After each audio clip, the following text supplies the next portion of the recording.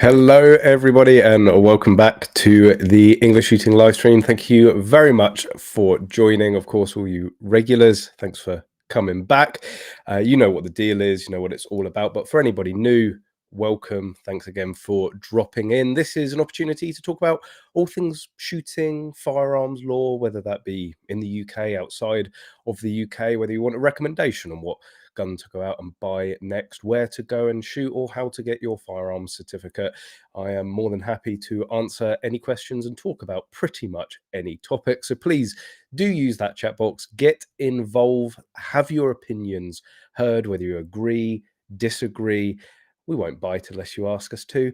So get involved, pose questions. If you think there's something that we should be talking about, then feel free to make any suggestions. And of course, more importantly, make sure you like the stream and make sure you are subscribed if you are not already. So again, I hope you've all had a fantastic past week. The weather could be better here on the south coast. I think the whole of the UK has that, so maybe not so much shooting this week, but I hope you managed to get out there and make the best of the good weather during the weekend. So we've only really got one thing to discuss. We touched upon this towards the end of the stream last week, and then I got chatting to people. I understood the significance of it, but actually drilling down into the detail, and it's usually in the detail that things become more apparent to their significance and how beneficial certain things can be. So we're talking about the PCC elections, the Police Crime Commissioner elections. For anybody watching abroad, basically all of our police departments are split into counties, and yes, you have the chief of police, but you also have effectively a representative, a voice for the people, the Police and Crime Commissioner, that is actually responsible for holding the chief of police to account. And these are democratically voted in, usually during local elections. We've got one coming up on the 2nd of May. And you might be asking, well, what does this have to do with firearms and firearms licensing? Well, of course, it is the police that administer the firearms licensing department, and it is the chief of police that is ultimately in charge of firearms licensing and responsible. And we have routinely over the last few years been talking about increased accountability for firearms licensing departments. So if the person that is ultimately responsible is held to account by the PCC, that sort of makes the PCC, firearms owners and license and certificate holders, their best friend, really. So it's quite important that you, in your local area, you vote for and you have a police and crime commissioner, or police crime commissioner. I don't know if there's an and there, I might just be making that up, but you have one that is aware of firearms licensing at the very least, and is also driven to ensuring that firearms licensing departments work efficiently and effectively.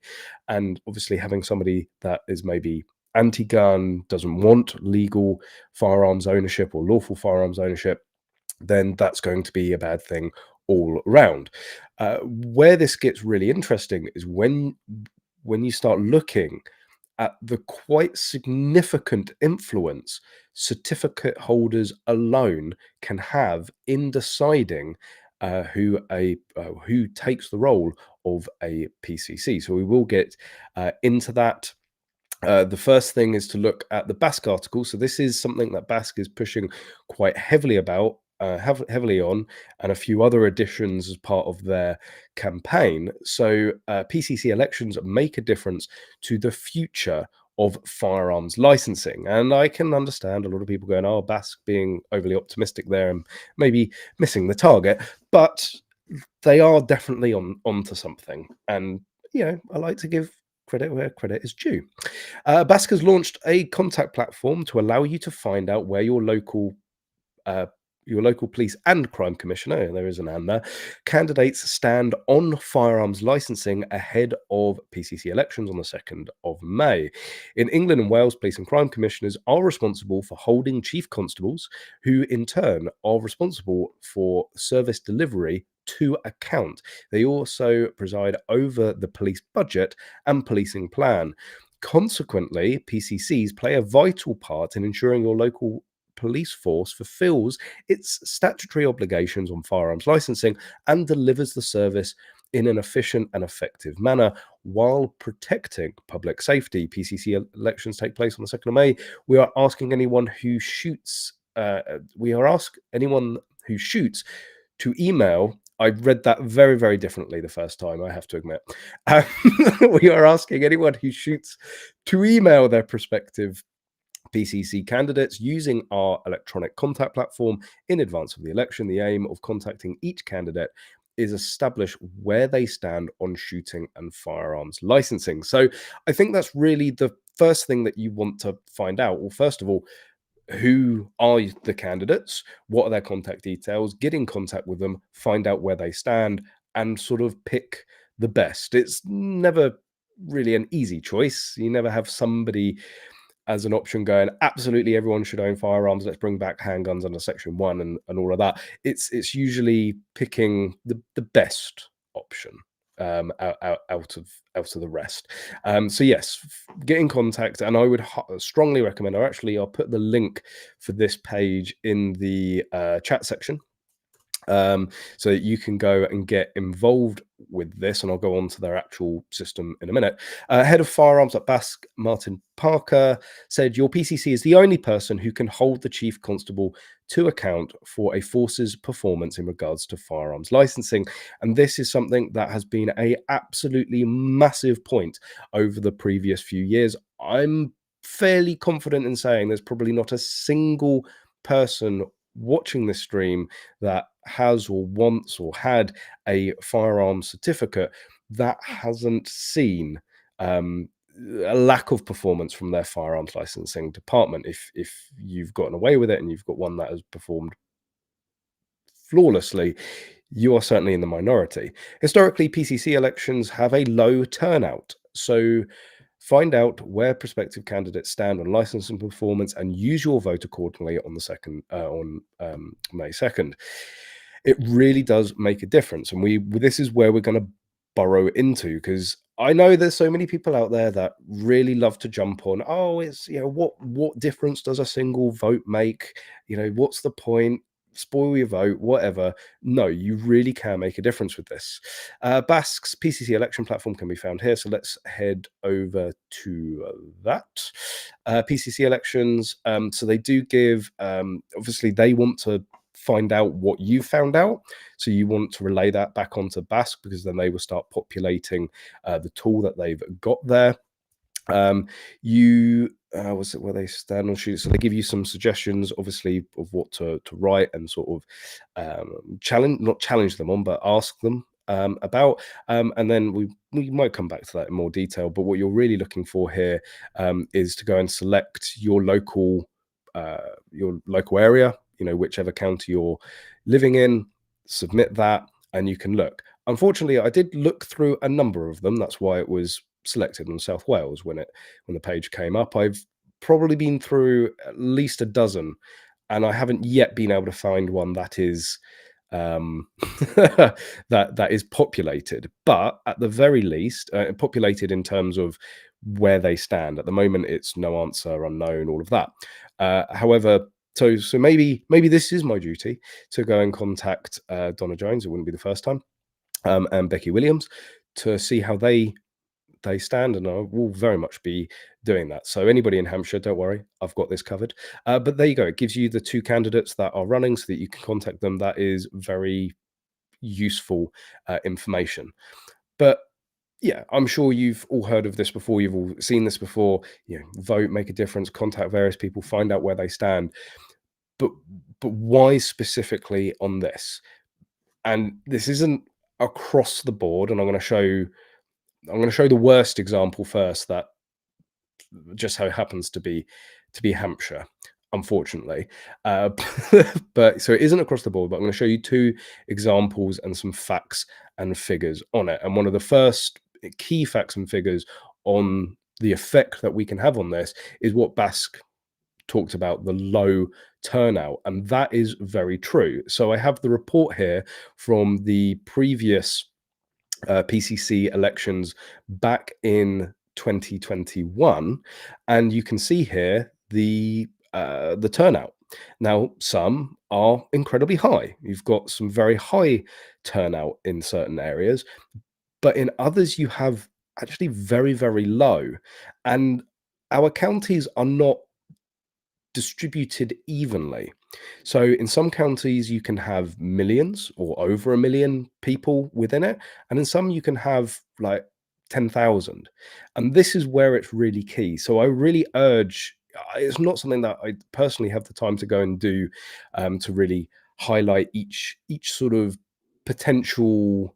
Uh, but where the most effect could be had, effect, basically. So you guys, you can see all of the different counties there. Well, you know what county you live in. You can see the turnout. You can go and find out the population of your county, and then you can work out how significant your vote is, and moreover, how significant the votes of every single certificate holder um, are when casting these votes. So this is really down to you as individuals to go out there and see the effect that you can have. But I'm going to give a couple of examples. And anybody that says, "Oh, I don't have time to do this," well, if you're a certificate holder and you want to keep your certificates, if you want to have a trouble-free renewal, you want to have trouble-free quick variations, you don't want to have a brick wall and years delays and temporary certificates and having to go and put your firearms in storage with an RFD, then it's worth your time investing in this, because having a PCC that is hot on the tails of a chief constable when it comes to firearms licensing, and somebody that is responsible for the budget that the police have, therefore the budget that firearms licensing departments have, that is very, very important to certificate holders. So if you are a certificate holder, it's almost your duty to go and do this. But let's have a look at a bad example to begin with. Let's get the bad news out of the way. Hampshire. So Hampshire actually had a reasonable turnout, 35%.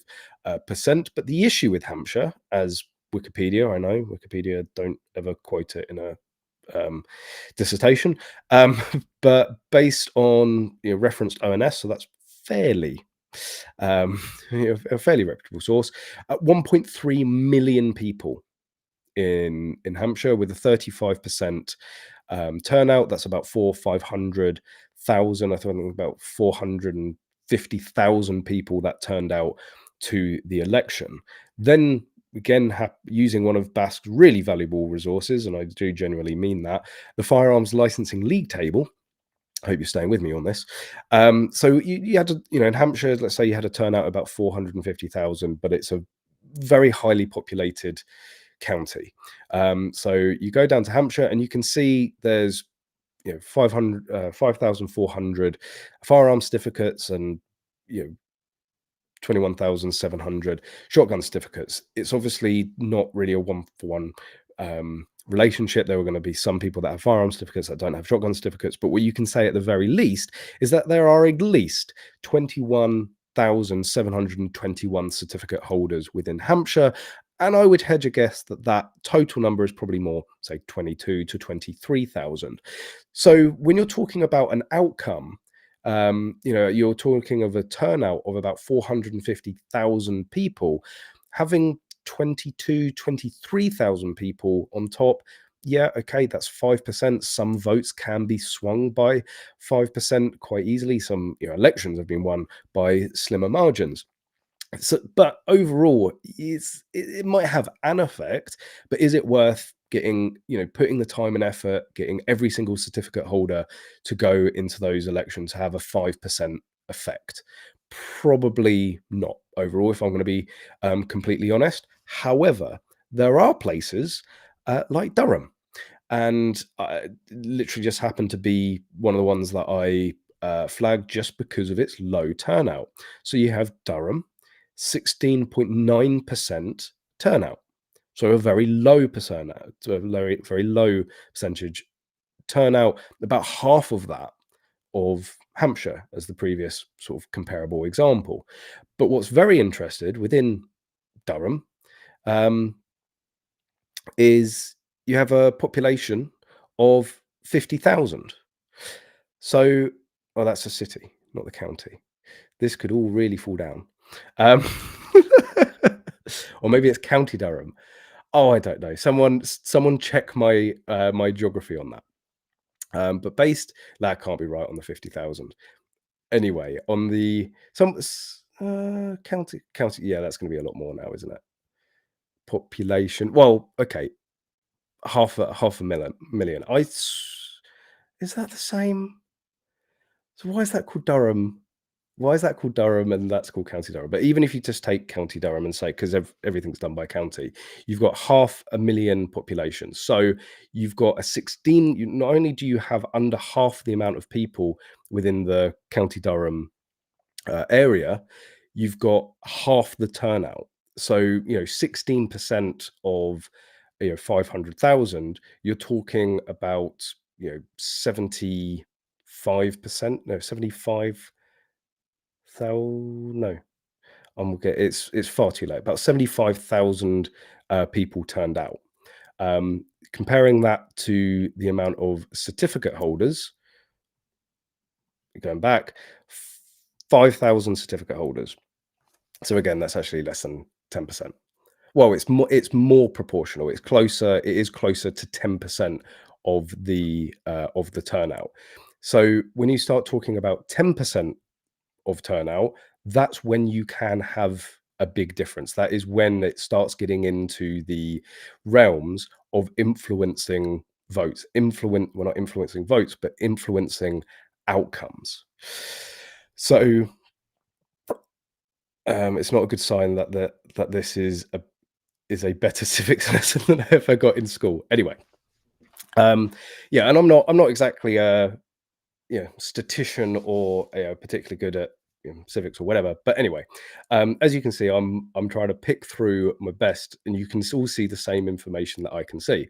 The overarching point is that there are some counties, there are some PCC elections where certificate holders, if every single one was to turn out, and given that being a certificate holder is dependent on the police, it's dependent on the chief constable who is held accountable by the PCC. It is incredibly important that every certificate, they have an incredibly vested interest, more than any general member of the public, to turn out to these elections and cast their votes. And when you start drilling down into the percentage of turnout that certificate holders can represent, we really can make a difference in choosing who is the police and crime commissioner for each county, and ultimately the only person that can hold firearms licensing to account. And not forgetting that even the MPs can't hold the police or firearms licensing to account. This is something that I've experienced firsthand. Even a MP that's quite sympathetic to firearms owners, certificate holders, maybe even identifies and understands the the inefficiencies and ineffectiveness of firearms licensing, and wants to make a change, wants to see that get better, they're powerless. And that's pretty much what my MP said. I'd love to get involved. I can send a strongly worded email, but I can't walk in there and tell the chief constable what to do. And it's probably not to the extreme of a PCC being able to kick it open the door and go, "What the hell are you playing at? Sort your act out." Not maybe in that manner, but they are certainly the person that has the biggest control, the biggest influence, and potentially the biggest stick to be able to ensure that the chief constable prioritizes firearms licensing and gives it the attention and funding that it deserves, and to get it to the minimum level that so many firearms departments have been off for decades. So there are so many levels of importance, so many levels of importance to the PCC elections. They are the only thing really holding firearms licensing to account. That's important for us as certificate holders.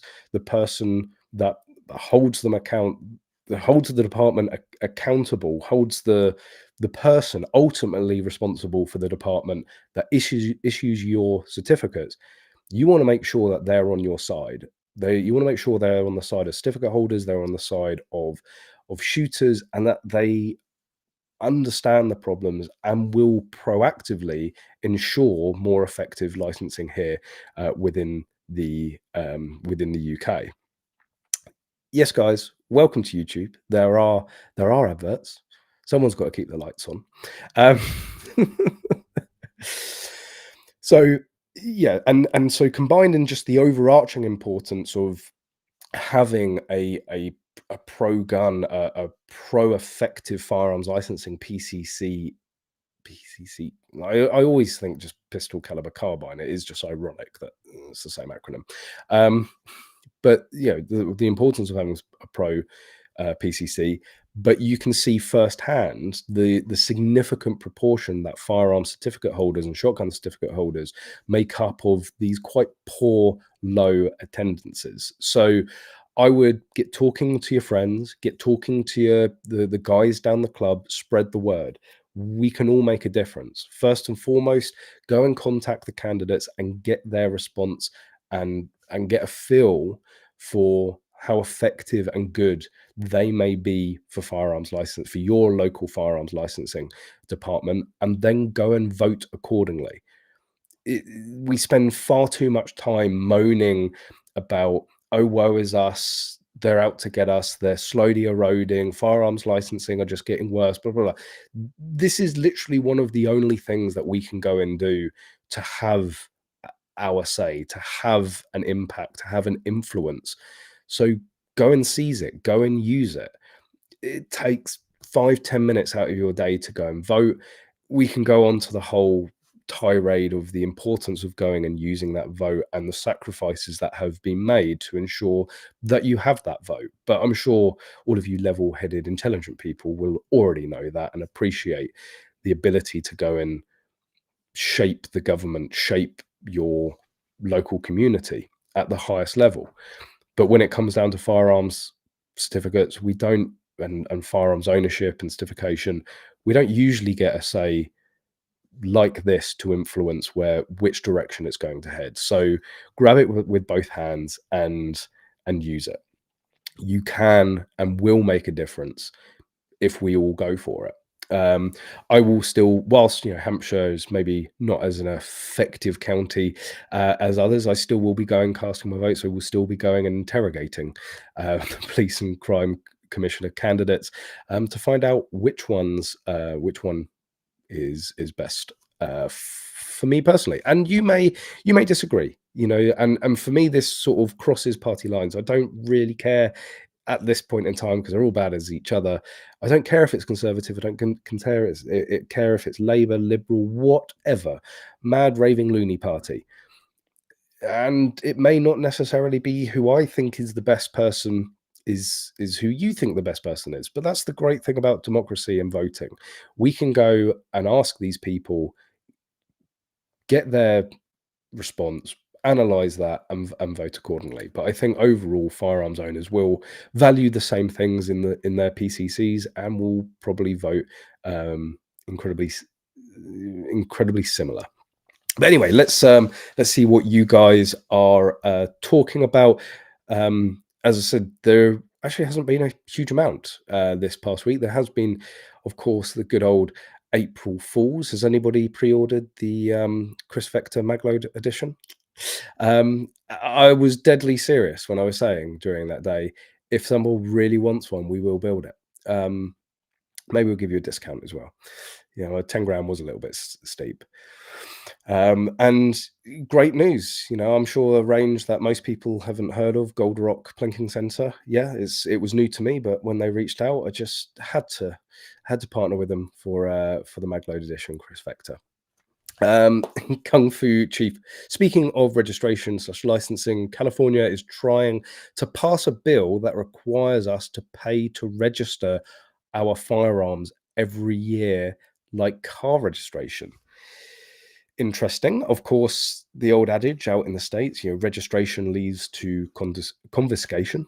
Um, See, so that's got an element of that. If we know where they all are, we can go and take them. But also that just does sound like a stealth tax. Like it probably hasn't got that sort of sinister undertone of it's California. They're definitely trying to take it. Um, but it's probably just actually, even in California, there's a lot of firearms. And if everybody had to pay to register their firearms, that would make a lot of money. It probably is just a stealth tax, money grab, tax grab. But yes, it's BS. I mean, in fairness, we've had this conversation many times on the channel about the paying for certificates. There was this sort of doom and gloom in the air. Seems to have gone relatively quiet. Maybe this is what they're waiting for to combine with the sound moderator change.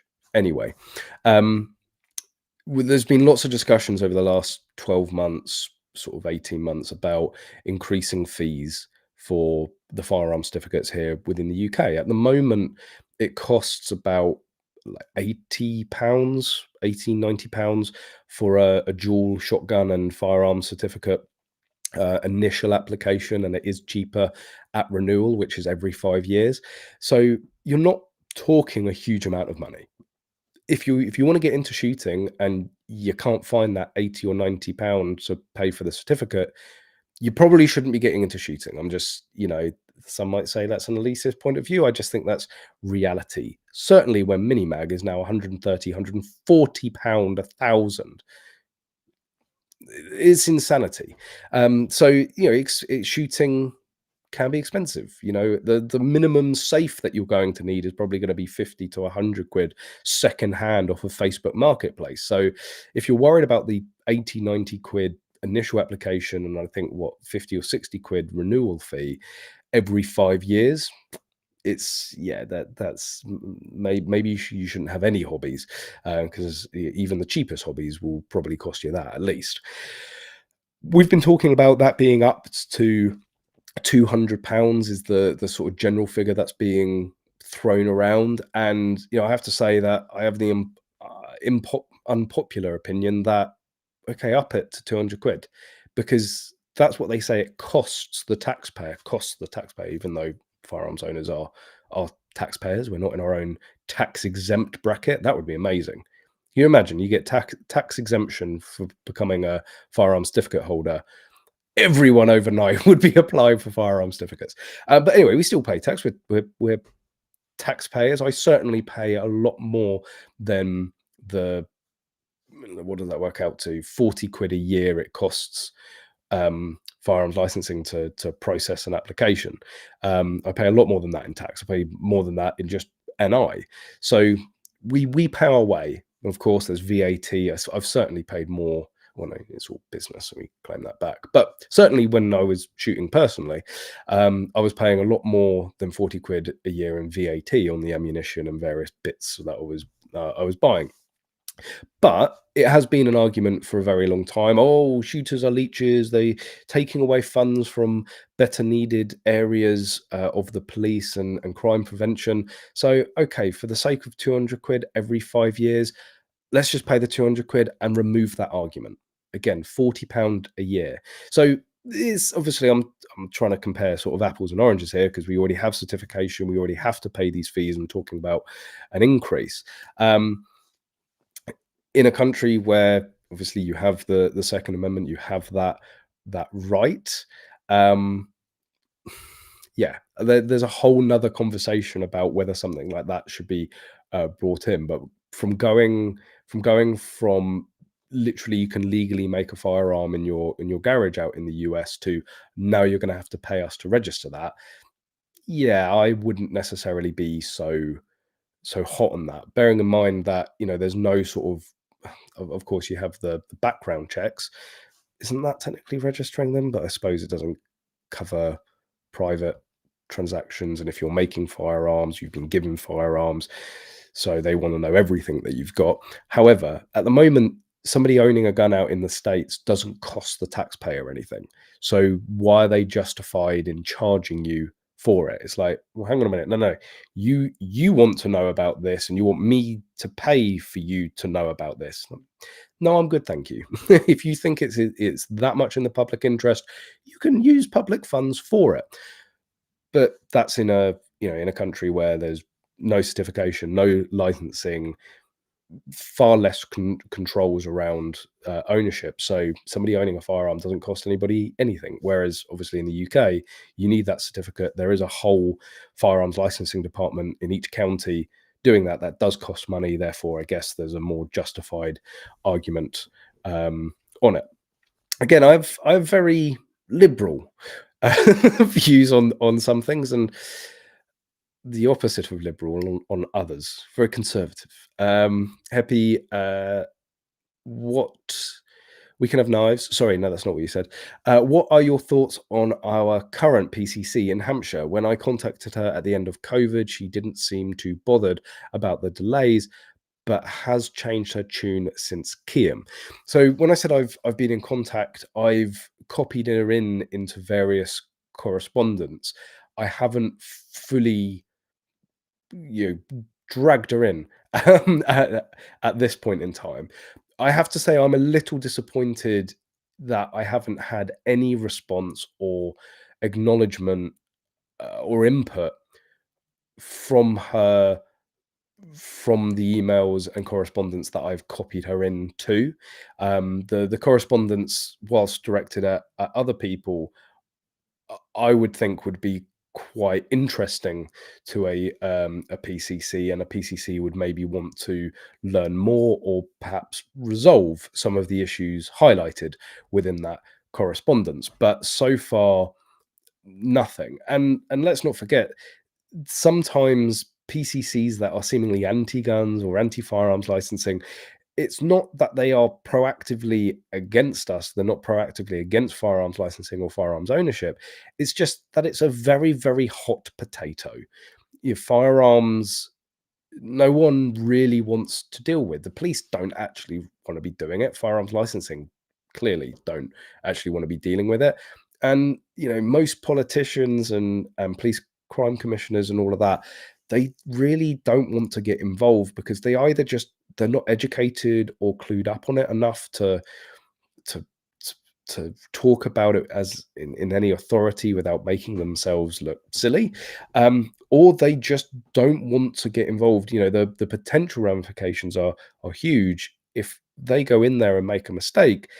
In some cases, I think a lot of PCCs are probably taking the approach of, I'll just let the chief constable get on with that, and then I can't be dragged into any issues. Now, of course, if you have something like Kiam, if within Devon and Cornwall, there are going to be serious questions asked by the PCC of why they weren't aware that the department was so not fit for purpose and they were making insane decisions left, right, and center by sort of no risk matrix whatsoever.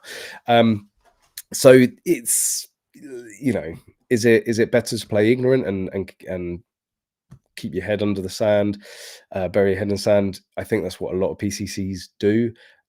But I think that's why it's important. If you contact a PCC about their stance on firearms ownership and firearms licensing, and they either don't get back to you or what they give you is a very wishy-washy response, then I would think that's as bad as somebody going, no, I want to close firearms licensing departments and remove all guns from private ownership.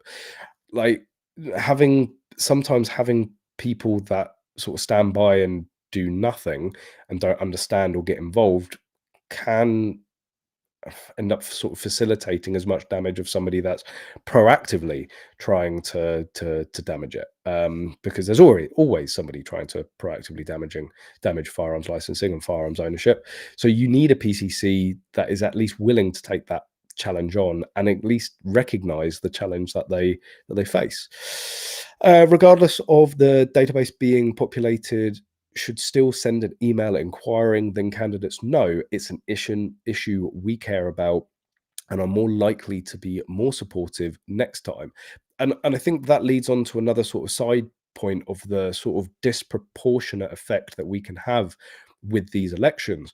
Not only, you think about it normally in terms of the percentage of firearms owners.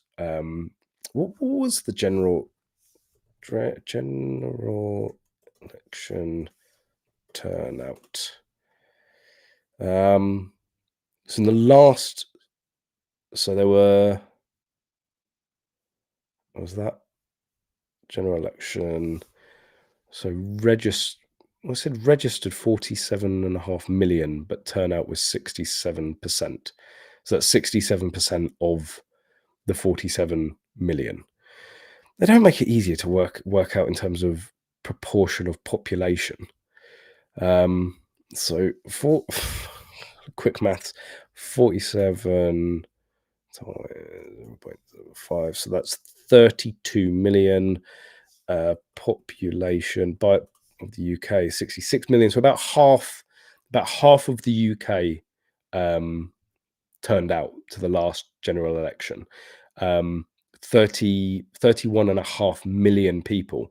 So 31.5 million people, and there's about 600,000 certificate holders. So you're talking like 2%. You make it, does that check out? 10% would be, no, you're talking 3 million, 10. Yes, you're talking 2%. So in terms of the overall, and this is, I think, actually a much better way of putting it in terms of the significance you can have in the influence of a police and crime commissioner election, is that in terms of the turnout in the general election, firearms owners made up on average, let's say 2% of voters. 2% can make a difference in an election. It's very rare. It's very difficult, certainly when distributed averagely over the country. But as we were seeing in places like Durham, you're looking at certificate holders potentially making up 10% of the vote, not 2%, 10%. That can swing elections. So this is why the PCC is so powerful. The average turnout was something like 30. What was it for the PCC? Results. The candidates and turnouts. Turnout averaged 33% across the PCC elections. Comparing that to the 67, effectively 50%. So you get 33% turnout at PCC elections, you get 50% turnout of the total population again, it's not 30% of the total population, it's 30% of those who are registered to vote. This is why it gets very confusing and hard to keep track. I think what we have well established is how significant of effect certificate holders can have on the outcome of PCC, and ultimately who your PCC is, who your police and crime commissioner is has far more of an effect on your firearms licensing department than the prime minister or your local MP. Yeah, long term they can have a much bigger effect, but in terms of more direct, short, medium term, it's the PCC that you want on side and more important in my mind. Franco Grady, just remember you can have knives. Maybe slight break of GDPR here, but when Franco was we were emailing about stuffs earlier today, and when your name popped up, it seriously, it has been bugging me all day. I'm like, I recognize that name. I recognize his name. And then you signed off an email literally like an hour before the start of the stream. Don't forget, we can have knives. And then I know. Then I know that has to be, if you do email English Shooting or you do email Magload, then you do need to sign it off. We can have knives. It just needs to become a thing. I'm sorry, Happy. It's blown out of all proportion now, but it is now a thing. I will make it. It will be a patch. Talking of that, I've decided what we are finally doing. We do need the quick English Shooting bourbon update. I have got sillily into bourbon. I do this quite often. I'm very focused on certain things, but they last. I mean, shootings last for quite a while, and I'm still on the cigars, just struggling to find time to smoke them all. But I am on a new bourbon tonight, something that was brought over from the US. I think you can get it here, but it's actually on the shelves out there. It's the Old Forester. This is my first Old Forester, and it's the 1920 Prohibition style, 115 proof. Yeah, that'll get you warm, won't it? It's an interesting flavor. I'll give them that. And you certainly know you're drinking it. Woo! Just looked at my county's prospective PCCs. 2 of 3 are contact unavailable.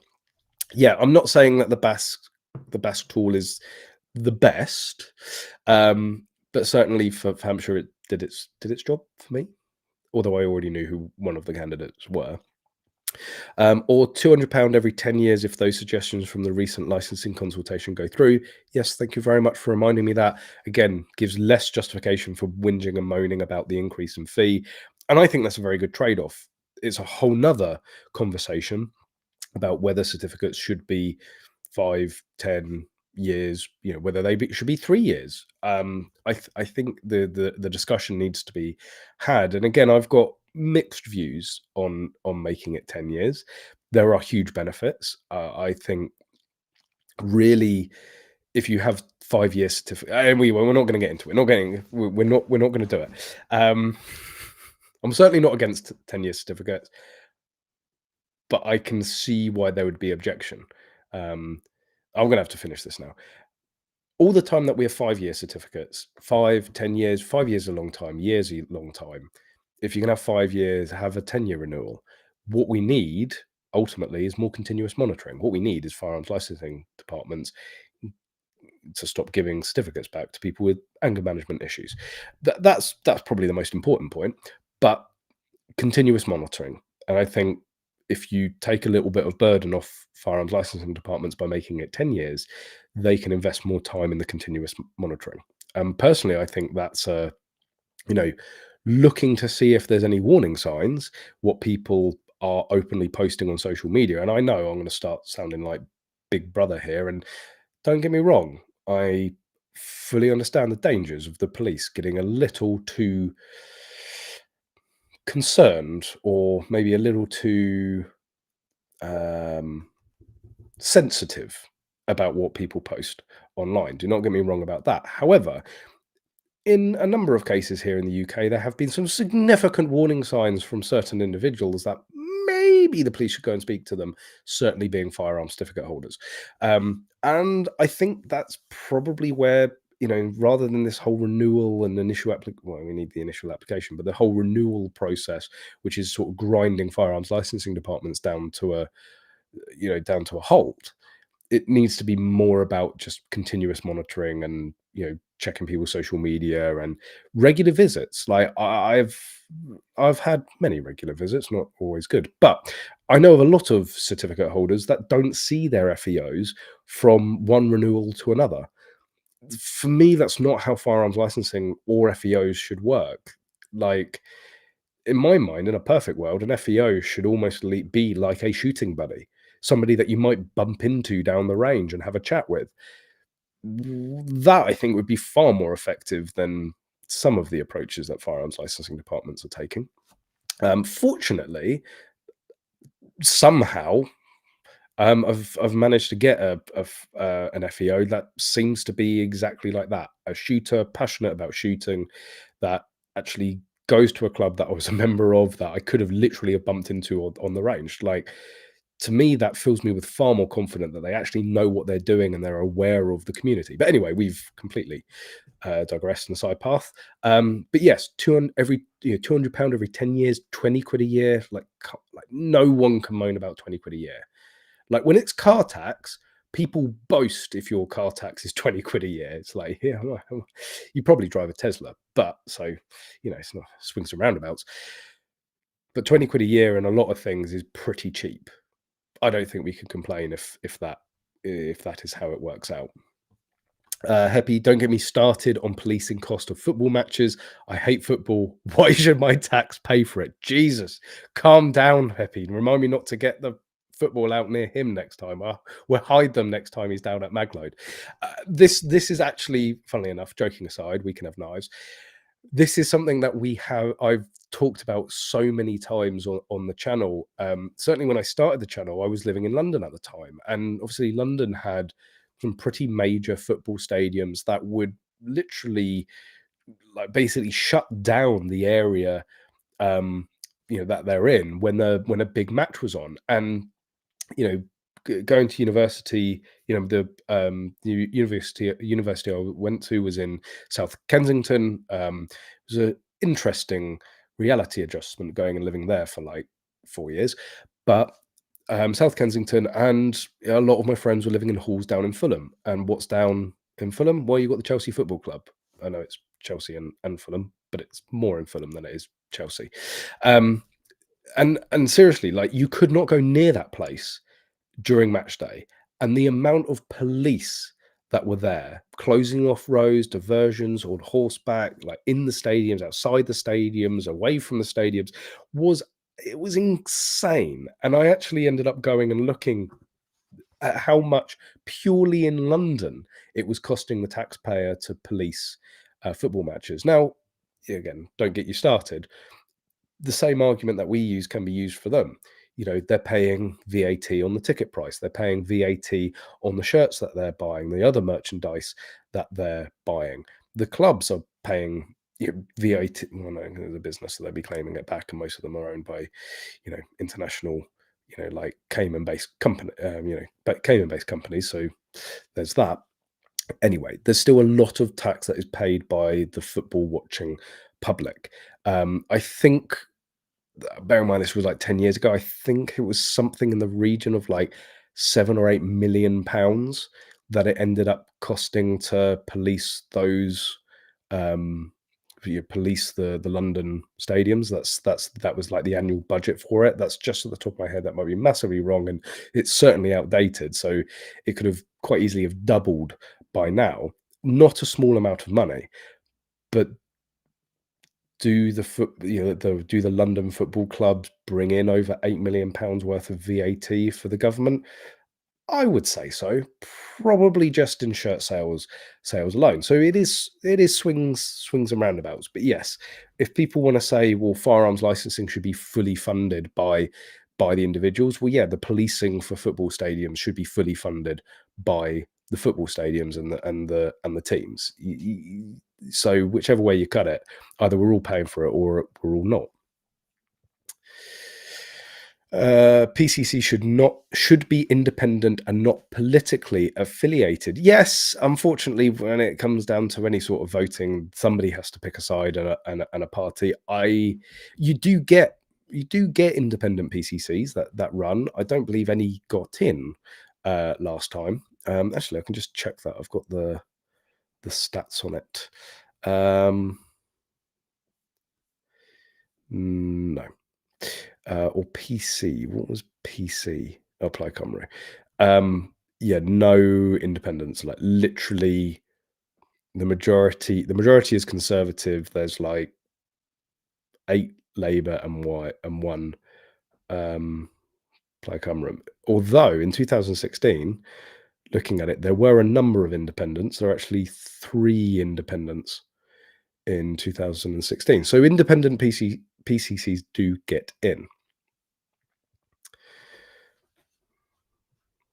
Don't forget under 18s can't vote. Yes, this is why looking at the total populations is difficult because the total population can't vote. Um, why are sub areas not listed on Basque's PCC list? I will investigate. So I think, what is it? There's 39 regions. You're gonna make me count to 39 on stream, aren't you? 2, 4, 6, 8, 10, 12, 14, 16, 18, 20, 22, 24, 26, 28, 30, 32, 34. I'm counting 37. Welcome to Count with Callum on English Shooting. 2, 4, 6, 8, 10, 12, 14, 16, 18, 20, 22, 24, 26, 28, 30, 32, 34, 36, 37. So, I mean, there's 37, but it says 2 are, I think there should be 39 in total. Let me check the most up-to-date police crime commissioner. There are 39 police areas, so there are missing 2. I'm not going to go to the extent of finding out what 2 are missing, but Basque does say not all candidates are yet to be announced, but we will be adding them when their details are released. Please use the site for candidates that we have and check back for new candidates in your area. So, I mean, we do have, just, around a month, just under a month till these elections. So, hopefully it's fully populated at least a couple of weeks, because you're going to have to give them at least 7 days to reply to you, and then, make a decision, relay that to Basque. So I would imagine we will see it a little bit more populated going forward. Brian, who agrees that 1-for-1 variations should be able to be done by firearms dealers? That is a massive yes for me. A lot of people you could just simplify it and just have effectively like a floating slot. Sounds wrong, but you know what I mean, in the firearm certificate sense, definitely. Where with, I suppose it works with a shotgun certificate because it doesn't really care. It doesn't really matter how many you've got on there because there's no sort of quantity restrictions. But basically, there should be some way of, well, an RFD can see. It may add a little bit more time to verify. Look, this is what they've got, authority to possess. What's currently written on their certificate? Have they filled all of the slots? And then if one's been crossed out, then it's like, okay, well, they had filled that, but now they've crossed it out. They're no longer in possession of it. They can go and buy, I can now sell them another one. I think maybe building the RFDs into that a little bit more would be beneficial. But I mean, interestingly, one of the points, although it's not how I think they actually intended it, one of the points the gun control network is pushing for is, I think they call it like one gun, one license. No, it's not that. I was literally on it earlier. Gun control network. What do they call it? Press releases. Oh no, it does say one gun, one license. I did have it right. But basically what they're pushing for is to have one singular license. And that's not something that I'm actually against. I don't think that's, other than the fact that what they would do is bring up the standard, for a shotgun certificate to the standard of a firearm certificate. That's not what I'm talking about. That's certainly what the gun control network is talking about. But moreover, once you have a firearm certificate, once they've signed you off to have a 308, why can't you go and buy a 223? Why can't you go and buy a 22 rimfire? Why do you need a slot for a moderator? Why do we have ammunition limits? Like, let's just, even at the very least, break it down to categories. Let's have, are you signed off for rimfire? Yes, you can safely shoot a rimfire. Does it really matter if it's 22 LR or 22 WMR? You can shoot it safely. Tick. And then have like a pistol caliber section. Can you safely shoot an LBR? Can you safely shoot an underlever? Yes. So it's like, can you go down to your local 25-meter indoor range and shoot a 22 LR safely, at a bit of paper, laid on your belly in a controlled environment? Yes. Can you then go to a sort of covered outdoor gallery rifle range, shoot at 50 yards, standing with maybe a moving target? Yes.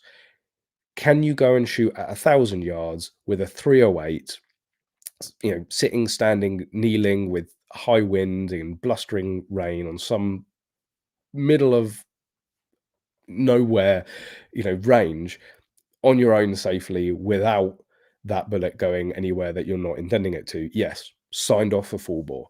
That's all that needs to happen. And maybe shotguns as a side thing, and slug and all of that. But that's all that should happen. Like, really, why does it matter if somebody has one 308, two 308s, three 308s, as long as they're being used sensibly, legally, and they are being stored correctly? It doesn't matter. It honestly doesn't matter. So, yeah, one-for-one variations being done by dealers, and just one certificate for firearms. Like, get rid of the slot system, get rid of the ammunition limits. Anyone going to the stalking show next weekend? Actually, a good general gun show. I hear about this every single year. The stalking show. Unfortunately, I won't be making it myself. But I do really need to go there and just have a look. I think a lot of people, certainly a lot of target shooters, see something like the stalking show and probably go, "Yeah, not my sort of bag." But I mean, if Caliber are going to be there, I think that's a very, very good sign. Brian, Callum won't answer me. He never does. I did. What are you chatting about? Give me a chance. There we go, Frank. Give him time. He's going through the comments. Mochaccino, don't think you pay road tax on EVs. No, you don't. To be fair, the 20 quid example was pretty bad.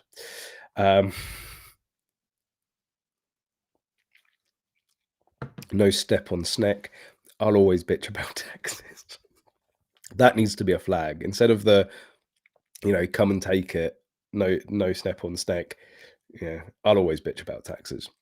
We won't do anything about it. We'll just sit there and we'll just sit there and bitch about it. Don't start on car tax. Nice is over £500. I mean, yours is over £500. Those are rookie numbers. Yeah. Just try and imagine the face or the tone of the voice on the other end of the phone when you're trying to tax a naturally aspirated 3.8 liter car. Yeah, needless to say, I pay my tax monthly. It's worth the small amount of interest, just not to get kicked in the dick once a year. Just slightly each month, I can stomach. That is one of the downsides, but it makes absolutely no sense. It makes no sense. I get absolutely bent over for tax on the Cayman. The Volvo, which actually isn't running at the moment, so very bad example. I'm currently in the search for a new daily. The Volvo, that is like £15 a year. It's like 15 or 20 quid, maybe £30 a year, right? Because apparently that doesn't, to the road tax department or the DVLA, the Volvo saves bunnies. The Cayman kills them. But if you go into London, completely the other way around. It's like 600-700 quid to tax it, but it's ULEZ compliant. But the Volvo, I go anywhere near London in the Volvo, and Khan has an aneurysm. It's like, can these departments like talk to each other? Either the Volvo is going to pollute the world and kill everybody, or it's the best thing since sliced bread because it will get 50, 60 MP3 with my foot planted on the floor. Don't worry, it can only do 70 mile an hour. But, the Cayman, even though it's and the MPG is a lot less, that is actually a cleaner, more efficient car. It just uses more of it. but yeah, it doesn't make sense anyway. Anyway, wasn't your FAC answer? Do you know? I thank you for reminding me. It was something that I was going to touch on. It's not yet. It's 1 week. It was 1 week yesterday, and I am fully aware that certain members of and I'm genuinely serious. I joke about this all the time, but just to clear it, there genuinely are people from Hampshire Firearms Licensing that watch this stream. And I don't think it's necessarily because they enjoy watching this stream, if you get what I mean. The amount of quotes, clips, screenshots that have been presented to me from 2 to 3 hour live streams, certainly during a period that I was doing them every single week without fail, hammered home hammered home how often certain members watch it. So I am fully aware that a lot of them watch it, and probably the person that I'm waiting from a phone call from is watching as well, or maybe not right now, maybe later on, or will be sent it. Hi. They yes, in terms of the extended deadline that was agreed, suggested, enforced. Yeah, next Wednesday is when supposedly I should have an answer either way. And as I keep saying, I genuinely at this point just want to get on with things and move forward. I mean, not like it's really stopped me over the past few years, given what I've managed to do and achieve, despite being under a magnifying glass by Firearms Licensing and them literally trying everything possible to stop what we are doing, even though it's lawful, legitimate, and thriving. Yeah, imagine what we could achieve if we didn't have all of those roadblocks put in our way. But anyway, and I do always have the slight just thought every now and then that genuinely, if I was doing something wrong, they'd know about it. It's not like I sit there and hide. But yeah, so either I will be I'll be allowed to get on with life and move forward and put it behind us. Or yes, I will have otherwise I will have serious confliction of what insurance company that I will be I will be phoning to ensure that I am well representative in court. I am literally insured up to the eyeballs when it comes to legal expenses insurance. It will probably be the business, because I think something like the coverage on that for legal expenses is like 1.5 million, which will easily cover a judicial review. So yeah, I would much prefer the easy route, but we know that police and firearms licensing don't really need an excuse to go and waste taxpayers' money, but at least I won't be wasting mine. Callum is the biggest expense to Hampshire FLD. Like, genuinely, I apologize. Everybody's applications and renewals are probably at least 10 to 20% longer because of me.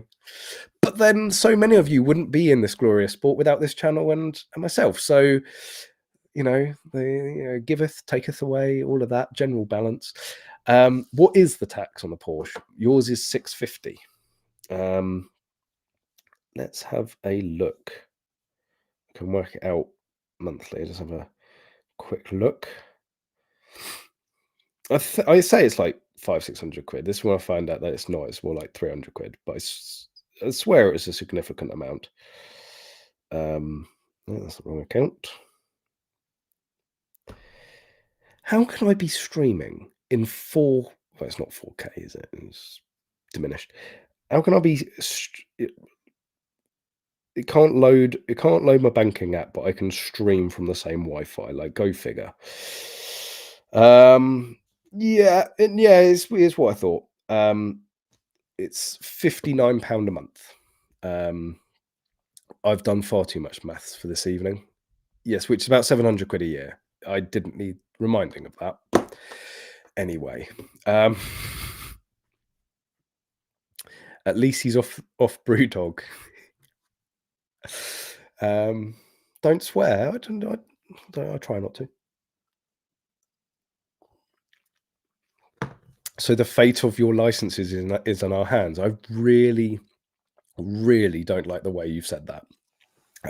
No, as far as I'm concerned, fate of my licenses is within in the hands of the new head of Hampshire Firearms Licensing.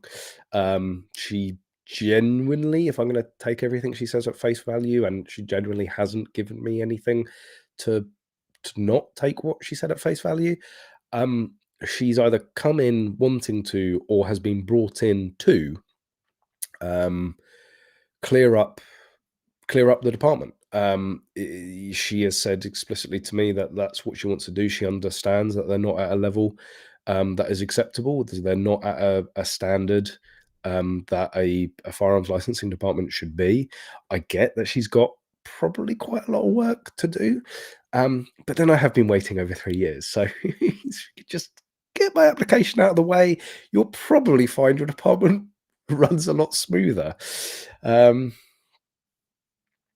618 in total. How would you get that? 659 times 12 is 703. 708 even. I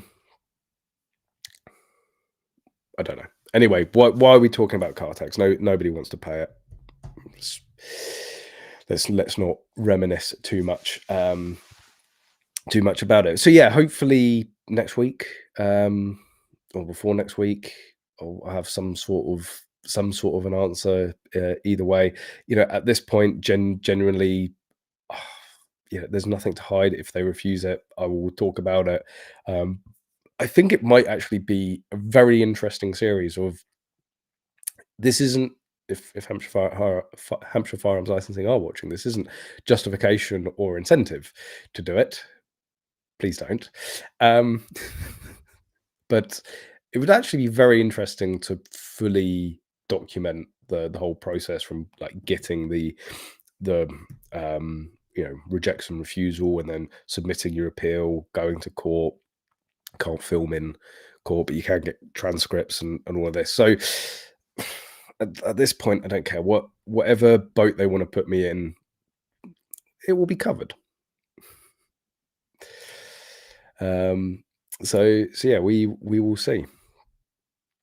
Brian, it's better than him talking about brandy and cigars. It's not brandy, it's bourbon. Get it right. And we can talk about cigars if you really want. And you know it's coming. Don't tempt me. Don't make me do it. A little bit of side news as a reminder. Obviously, we've just had the deadline pass for the sound moderator consultation. I did just about get a video out in time, with only a couple of days. Yes, it should have been weeks ago, but not being well, still being very busy while being unwell. So unfortunately that did. I am only human. I may not look like it. Not not all superheroes wear capes, some wear gilets and ES caps. But yeah, managed to get it out. It seems to have a very good reception. I think there's certainly a lot of people that were made aware of it from that video, which is why I make the videos, and maybe were helped and encouraged to fill it out from it, which is always what I want to see. So that one's now gone. You've missed the deadline on that. I talked about it every single stream and was posting and chatting about it. So don't blame me. Don't blame me if we only get 2.5 people filling it in. I tried my best. Could have got it maybe out a bit earlier, but with the time that I had, try my best. But there is still another consultation, and I will be doing a video on this. I'm actually probably going to film it. I was thinking about filming it tonight after the stream, but that probably won't end well. So I think I'll be filming it. It will be going out on Sunday. Whether I film it on Friday or Saturday is really not here nor there. It will be going out on Sunday, and this is about crossbows. The reason I want to make this video is we discussed it on another stream, but it's really the sort of the physics and the talking about the kinetic energy and comparing it to air rifles and air rifle licensing out in Scotland and all of that. So don't forget, there is a consultation on crossbows. There will be a concise video as concise as I can make a video, put out on Sunday. But don't forget to go and submit your entries for it. But we will go through it in the video if you need a hand. Magload tray day date soon. Any date on the new mags? Soon.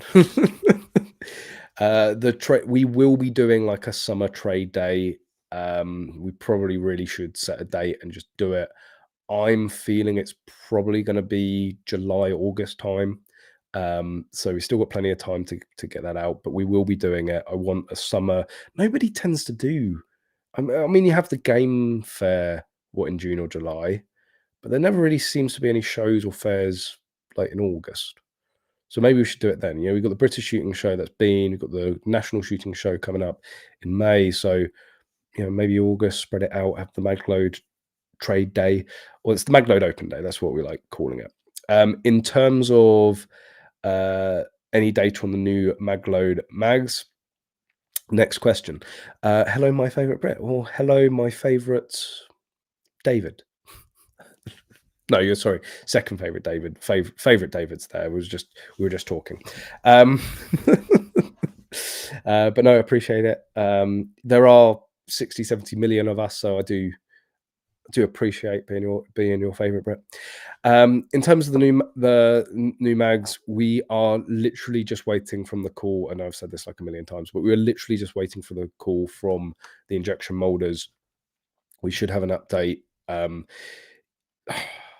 We've ended up giving him quite a lot of money. He is very reputable. He's doing a very good job, and he's asking questions that are very, very promising. He understands the critical nature of it. He actually understands the mag and what we're trying to achieve, which is a big hurdle to begin with. And he knows it needs to be right. So he is taking his time on it. We obviously said that we were hoping to start shipping end of March, but we have quite a good run of missing deadlines, so why stop now? It's purely about getting the mags right off of the machine. There's no issues at this point. There's, unlike what we were facing previously, where they were literally just sending us rubbish. At this point, it's dialing in the tool. I think I explained this a few months ago. He's taking a very interesting approach to it. He's actually made the injection mold. So with injection mold tools, certainly steel injection mold tools, they're very, very difficult and expensive to modify. Sometimes you need to start again, which is incredibly expensive. So what he's actually done is he's made the tool slightly undersized, and then he can use spark erosion to basically micron tolerances, remove and open it up. So it's like it's almost like the first ones, like is going to be they're going to be too small, but then we can walk it out, because injection molding really is a dark art. And I knew this well before we started doing the mags from my previous line of work. Connors is more recently finding out the sort of dark art, black magic that injection molding is. And just because due to the flow rates in it, the sort of the temperature distribution across the tool, and all these weird variables that no one can ever really predict until you actually start squirting hot plastic into these tools. Some areas will shrink and move more than others. So it's just black magic, basically. But he knows what he's doing, and it's just a very time-consuming process, but still very, very. We're still a lot happier with this injection molder than we were the last lot, because he doesn't want to send us crap. He will, he's got a lot, decades, family, generations of reputation when it comes to injection molding to tarnish, and he's known me for a while. So yes, it is taking longer, even with this new injection molder than we thought. But we are literally just waiting for the call for him to go, yeah, I've got it, come down, have a look. Still may need to be a couple of extra tweaks, but we're pretty confident he's gonna get it pretty much in the ballpark from the first go. As soon as they are available, we will be shipping them. And as I keep saying, like, we are astounded, absolutely astounded, and literally couldn't be more appreciative of the patience and the trust and patience and understanding that everybody that has pre-ordered these magazines have had with us. Of course, we did close the pre-orders. We just couldn't take any more pre-orders for it and have the, add to the continued disappointment that we were having to break to people. But as I've said, the anybody that has a pre-order, if you don't want to wait any longer, if you want your money back, we will refund you same day. And that has been the case. Anybody, I'm sure there are people that are watching that have had refunds from their pre-orders. There's literally no hesitation. You ask for a refund from it, we will refund it. Don't forget though that the price of the magazines have gone up, so if you do come back later, you will pay more. Just gonna say that. But we are still working tirelessly. It's still a huge amount of time. We have been working on this now. I mean, publicly we've been working on it for like 2 years. Behind the scenes, it's been more like 3 and over 3. Actually, there's a correlation there between the length of my certificate application and the magazines. We need to finish the magazines. That's what Hampshire Firearms are licensing are waiting for. They're waiting for the magazines like everybody else. Magazines and FACs for all. I need to message Connors and let him know it's far too important. He cannot sleep until the magazines are done. That is the link.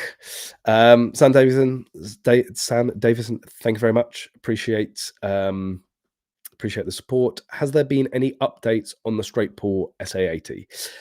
As far as I'm aware, no. Of course, it was Otto from Cotswold Classic Arms that was sort of designing it roughly from the ground up. And I know that sounds silly because the SAA is well-established. SA80 is a well-established rifle, but for straight pull, he really was sort of designing it from the ground up. Otto's having a lot of issues with the standard line of guns that he's making at the moment. Anybody that has had a battle arms on order will know the issues that he's having. Unfortunately, we've got guns on order for customers, for ourselves, and he's just having endless issues with it, and it's taking his time up, and he's not able to put the development into those sorts of things. But it is still there. So I think it's a bit more on the back burner at the moment, but he fully intends to release a UK legal straight pull SA80. So fingers crossed it's sooner rather than later, but I really think he's probably focusing more on the backlog of other gun orders that he's got. We need 30 round AR-22 WMR mags. I mean, if you want to pay for the development time for one, happy days.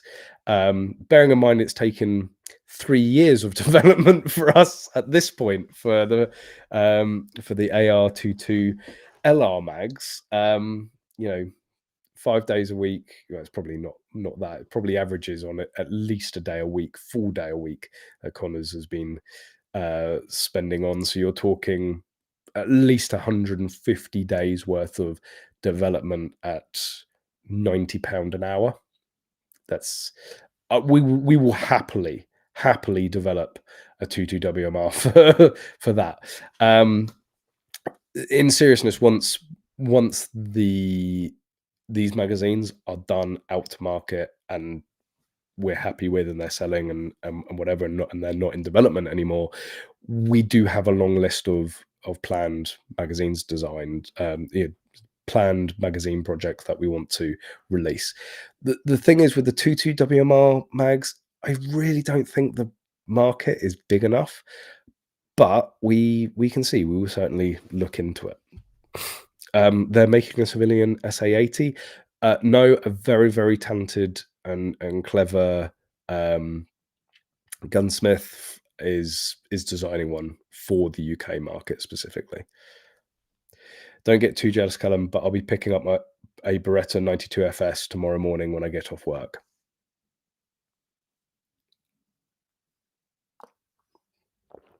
Kill me. Um, good, good, good for you. Good for you. I need to move. I had a Beretta 92 FS once.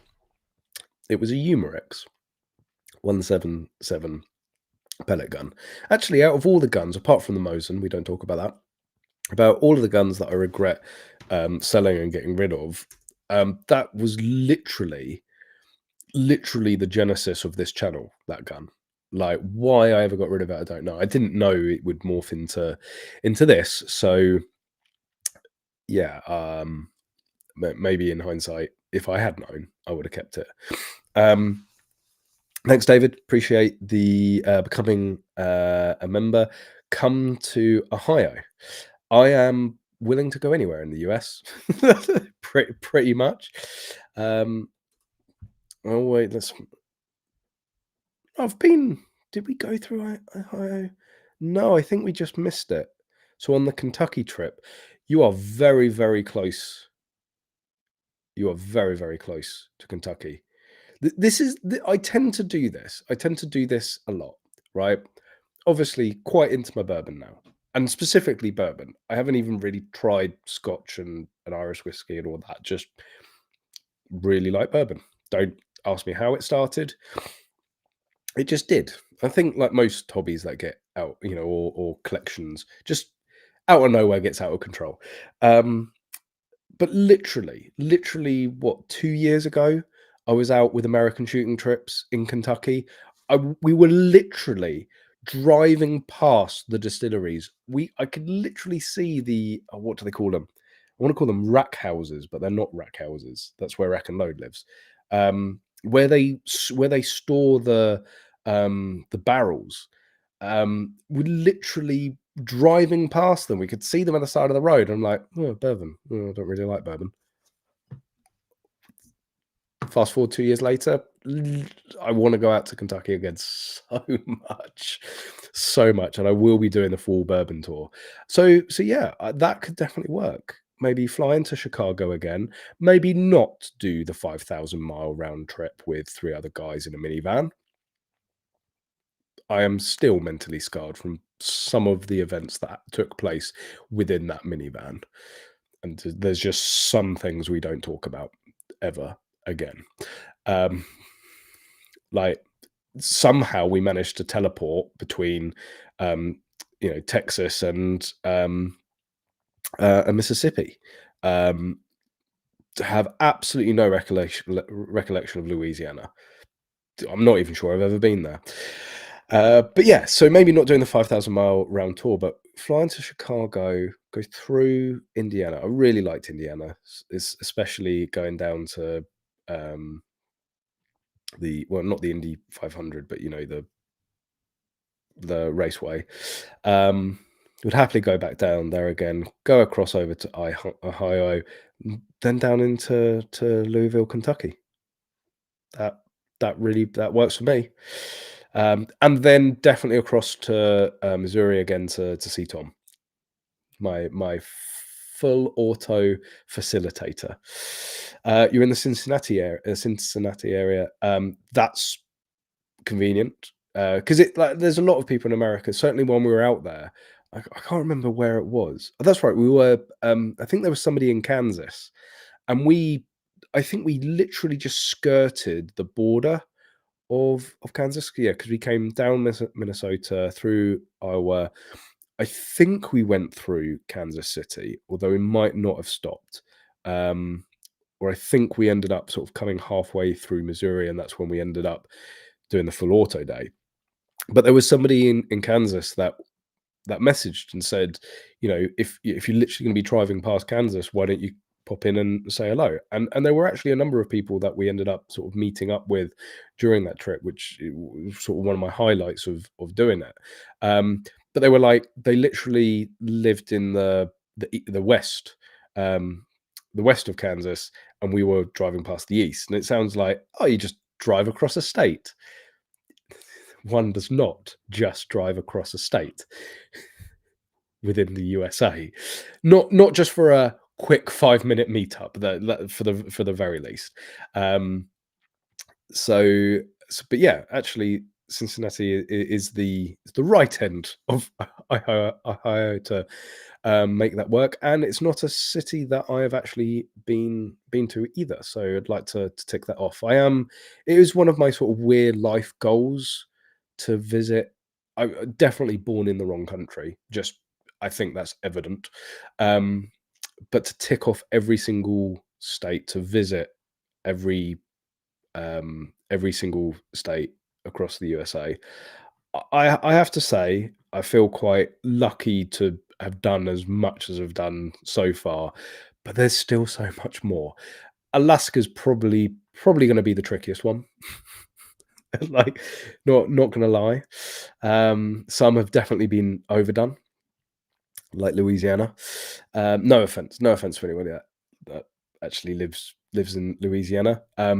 Like the god, the Mister Finger himself, Mr. Jerry Michalak.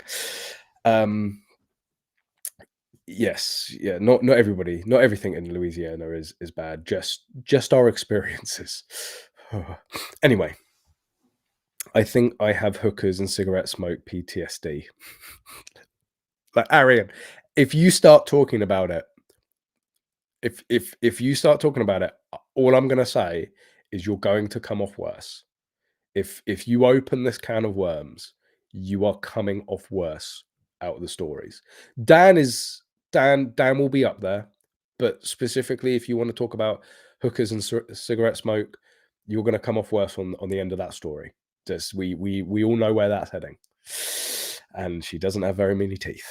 Anyway, if everyone's watching this going, what the hell happened in Louisiana? You really don't want to know. Really, I'm sure you do. I don't think I'm mentally strong enough to revisit that in full. There are genuinely aspects of that Louisiana segment that I have compartmentalized and suppressed so deep down into my memory that I genuinely forget about half of what happened there, and I think that's helped me in the recovery process. Um, I It will be a deep dark day if I ever have to face those within a session. Um, God knows what will be unleashed. What's this about the Mosin? Oh, I've talked about this so many times. Mosin, the M44 carbine, the Fireball, the only Mosin that you want to go and buy, basically. I ended up buying one for like £300, maybe a little less. Maybe it was 250, maybe it was 350. I think around the £300 mark. I think somewhere I actually still have the original receipt, and it was disgustingly cheap. I'm sure a lot of you are going 300, and it wasn't a minter, but it was a very, very good example as well. Very, very good example. 300 quid. And I know a lot of you, what you're saying right now, that's really cheap for a Mosin. And at the time, it was sort of the going rate. And then the rate went up. The rate went up well after I decided to sell it after losing my tickets. Now, granted, I probably could have stored it away with an RFD, and I did weigh that up, and I'm like, it's going to cost me X amount a week and over the course, and how long is it going to take me, and can I get it? The problem is, most friends have a spare like 2.2 slot, or it's not a spare. They have a 2.2 slot they haven't filled yet. Actually, a lot of practical shooters will have a 12 gauge section 1 shotgun slot that they haven't filled yet, or a 223 or a 308. Not many people have a 7.62 by 54R slot unfilled on their certificate. And this was one of the issues. It's literally could be forever until I'm able to get it to a friend or get it on my own certificate or whatever. So I made the decision to sell it, and pretty much overnight they decided to like triple in value. Now, in the scheme of things, £900 isn't out of the realms of going out and buying another one, but it pains me. It's more the principle of it, and I deeply regret selling that gun. I I like shooting for fun. Yes, yes, I'm highly competitive, and hence the practical shooting. But first and foremost, after safety, first and foremost for me, or second and foremost, second and second most, it's about fun. If you're not having fun, even at the highest level of competition, if you're not enjoying it, if you're not having fun, then why are you doing it? Like, I pretty much look at everything and go, am I going to enjoy that? And you can't necessarily do this for all things in life, but I'm like, am I going to enjoy doing that? No. Then I'm going to make sure that I do as little of that as possible. That's why I don't like the gym. Uh, or if I end up deciding that I like the gym, I end up going, I'll become religious about it. So yes, anyway, I ended up having to sell a Mosin that I deeply regret, want back, and now it's going to cost me 2 or 3 times as much as I ended up selling it for to get it back. I wonder if Trump will change the immigration laws for Brits. Do you know, it's genuinely just out of a political point crossed my mind to try and like claim asylum. Um, you know, not only have they removed our God-given right to bear arms in the UK, they won't even give me the certificate to have them anymore. I am a victim. Um, Obviously, as claiming asylum is a lot more serious than that, but it would be interesting to see what sort of response it gets. If America has, cemented that it is a God-given right, and other nations are not allowing that right, then surely there's a ground for asylum there. Surely. You would be greatly welcomed in the US. You have 2 M4. No, no, no, sorry. You don't get to have a Beretta 92 FS and 2 M44s. That's just no. They're like $700 to $900 now. The thing is, they're more expensive here in the US. I'm gonna do it to myself. Let's have a let's go on to Gun Trader. Let's bring this up. But we can share my pain together. For those of you that don't know, Gun Trader is like the auto trader. It's not really a good comparison. They got both. Yeah, it's just like auto. I wonder what that is. Cars, gun trader. I wonder what they do. It's a gun sales website. Let's go. Actually, side quest. I got a question the other day. I'm sure most of you don't. I will explain why I'm looking at this in a second. Maybe it's not Humane Killer that I really want. Pistol. Let's find a good example. Okay, so I actually got a question. Quick side note. I got a question the other day of why license, no license. What? Sorry. Wow.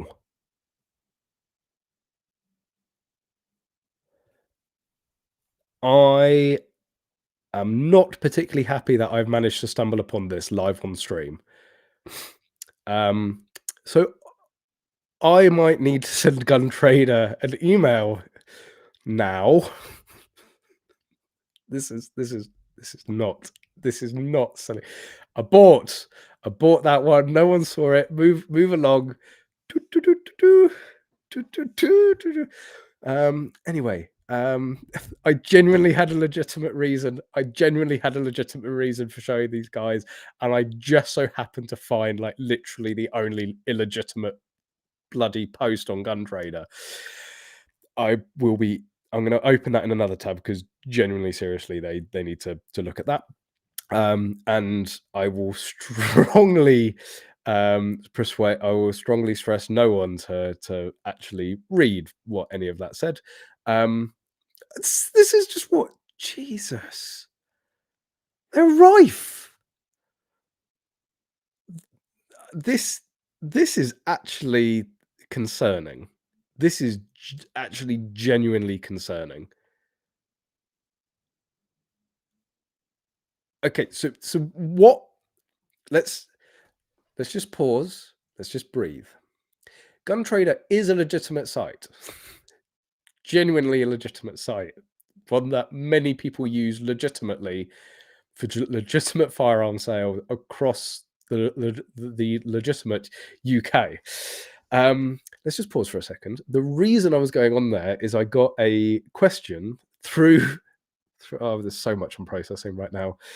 Yeah, well, yeah, I was going to get my certificate back within a week, but I just went on Gun Trader, didn't I?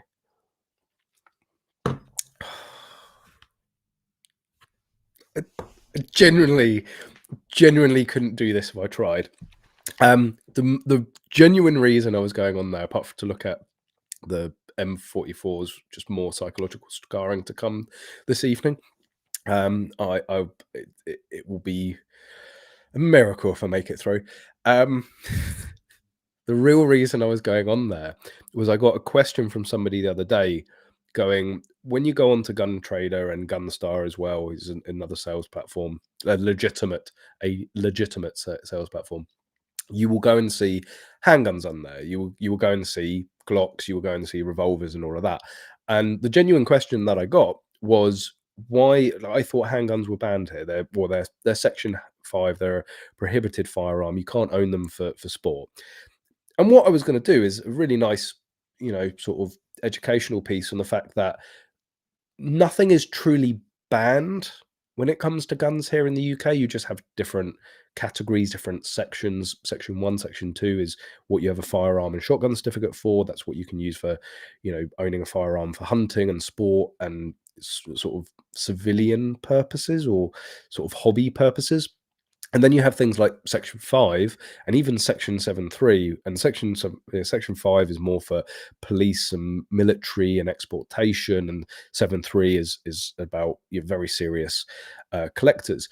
But you can still legitimately own handguns under Section 7.3 and Section 5 if you have Section 5 or Section 7.3 or authority to possess those guns.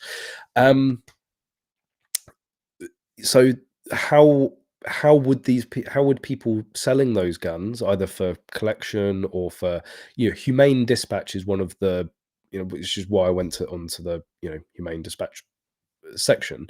Humane Dispatch is one of the biggest reasons that people have effectively a Section 5 firearm, and it's usually deer stalkers. It's people that are managing estates because, dispatching livestock can be incredibly dangerous, and usually a pistol is the safest, most efficient way of doing that for everyone involved for a multitude of reasons. So again, some people have lawful authority to have a handgun for Humane Dispatch.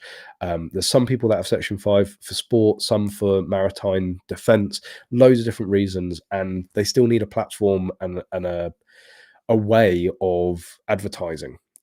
So that's why you will see what you would otherwise perceive as prohibited weapons, or prohibited firearms on platforms like Gun Trader and Gunstar, which are predominantly there to buy and sell Section 1, Section 2. So that's a little bit more, What's exceedingly more to know is that obviously Gun Trader doesn't have any sort of vetting on their website. Like, why does this always happen just live on stream? Like, what was it? It was Kiam. Kiam happened just while I was on stream. I'm not comparing the two. I'm just I'm genuinely concerned. And again, I'm not doing this like, again, it's an open. I can just see what happened to firearms licensing. You were promoting illegal firearms sale. No, I went onto a legitimate website that literally anybody can go on, that you would think they would have some sort of vetting. I'm gonna. It's too late at this point, but there's one. There's definitely one naughty ad. You can. I'm genuinely. Oh, there we go. So there's another reason, obviously, why it would be Section 5, because it's for sale in Northern Ireland. So you see that quite a lot. That seems like a very legitimate um, that is a genuine legitimate Section 5 sale. You know, in Northern Ireland, obviously you can own them for sport. Over here on mainland, it would be Section 5. So that's legitimate. Again, well, that's in Hampshire. Oh, Jesus. See, at least that's got license. Private. Seth haven't. What? No, no, no, not legitimate. Abort, abort. Jesus. Telegram dark. This is not good. This is really, really not good. How can I how just bearing in mind, and it's genuinely, I'm like not out to get Gun Trader, but bearing in mind it was again myself that ended up genuinely breaking the story about the Gun Trader hack, and then suddenly I just happened to stumble upon the fact that the platform is being used to advertise illegal firearms. Fast deal. A private seller, Oxford, text or email. This, I'm like, I genuinely don't know what to say. Where am I? Like, like this is County Tyrone. Is that where Arian lives? Is that okay? So that's Northern Ireland. These all look, yeah, County Tyrone are all Northern Ireland. M&P compact ready. See, that's a legitimate sale. You know, they've listed it as Section 5, NDH Firearms. Sale, transfers, and storage of Section 1 and Section 5 firearms, right? So, yeah, that's the sort of, you know, you might go, well, what's legitimate use for that? Well, there's, you know, people still need lawful guns. Okay, these all seem genuine. These are all Northern Ireland. Surrey, love the Colt Python, probably this revolver. So here we go. This is a legitimate one. What have they? Yeah, NDH Firearms again, Section 5. This is what you see when you talk about humane dispatch. Can be converted to 1 or 2 shot. So this is usually one of the stipulations that's put on a humane dispatch gun. So obviously, 6 shot, and basically the police go, you don't need, you know, if you need 6 shots to humanely dispatch something, then you're not really humanely dispatching it. You probably need 1 and a backup at most. And that's why they will put the stipulation to convert it to a 1 or a 2 shot. And why usually humane dispatch firearms are revolvers, because they can be limited to a 1 or 2 shot. There are people, I actually know somebody that has a Beretta 92 FS, and they have a 2-shot restricted magazine. Genuinely 2-shot restricted magazine, because there's no way at all they could ever get their hands on a non-restricted one. That's why firearms licensing prefer revolvers, because they can genuinely, legitimately restrict them. There you go. Ideal shot pistol, humane dispatch and slaughtering instruments. Are there any Hampshire smoker and gun room? That is legitimate. I know they are Section 5. That is it. Still genuinely concerned. Is there like an age on some of these ads? Like how long they've been? This item was for sale as of 1st of April. So that's been up there for 3 days. And that one's been up for a day. That one's been up for 2 days. Again, this is all this is all based on, you know, this not necessarily when it was listed, but it's the only marker that I've got. That was a spicy boy, wasn't it? The 11th of March. What? Gun Trader has had quite an obviously illegal firearm for sale. I really don't like showing the contact details, but there's not really a lot that I can do at this point. No, it's all on there. It's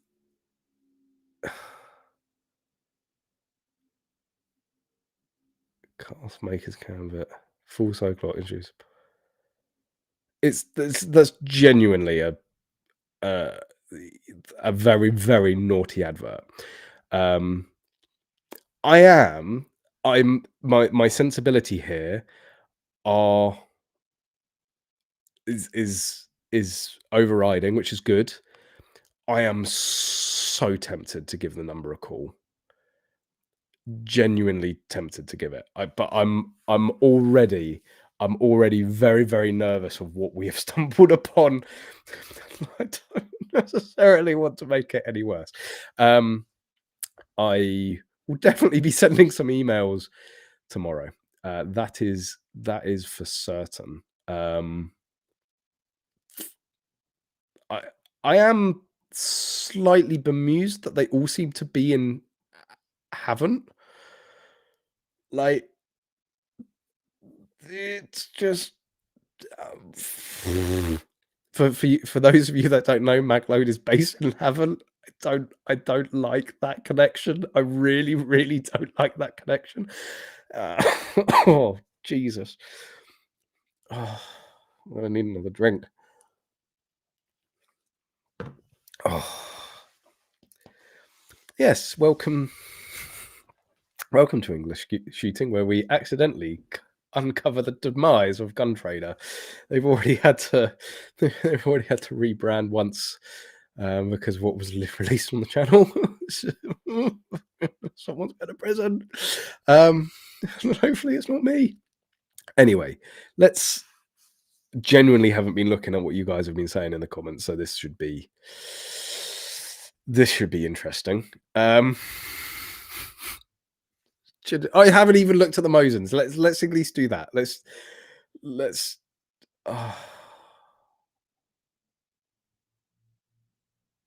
just anyway. Let's get off those. Let's go. This is why I shouldn't tangent. This is really why I shouldn't tangent. And who knows what you discover when you go off on tangents. Ooh, that is very cheap. Let's is price. If there are any some naughty adverts again, I will not be. Oh, they've fallen. I swear they were like £1,000. I think Magload needs a Mosing again in stock. Yeah, they have fallen. They seriously were a lot more than that. West Sussex, sorry, I'm not too far away. Mosin M44, made in 1944 in fair condition. Yeah, what does fair condition mean?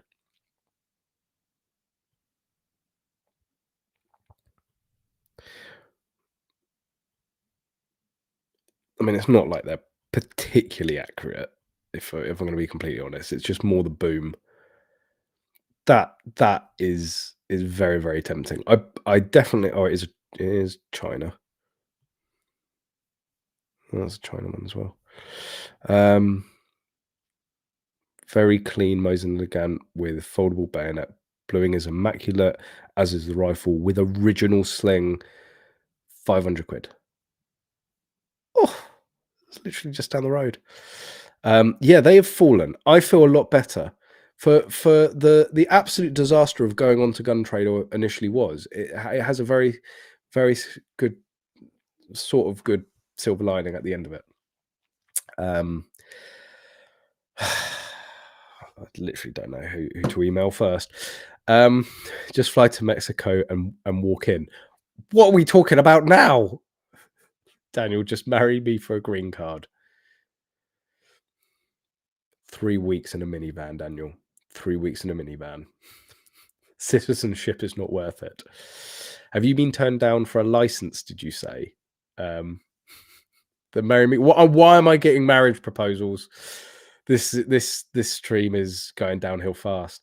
You guys have your own gun broker. Lol, there are the guns heavily overpriced there as well. Well, what I was going to say was yes, because if they're $700-900 where you are, you know, 500 quid is actually cheaper than $700-900. So, but yeah, we have our own gun broker called Gun Trader, which is a legitimate website.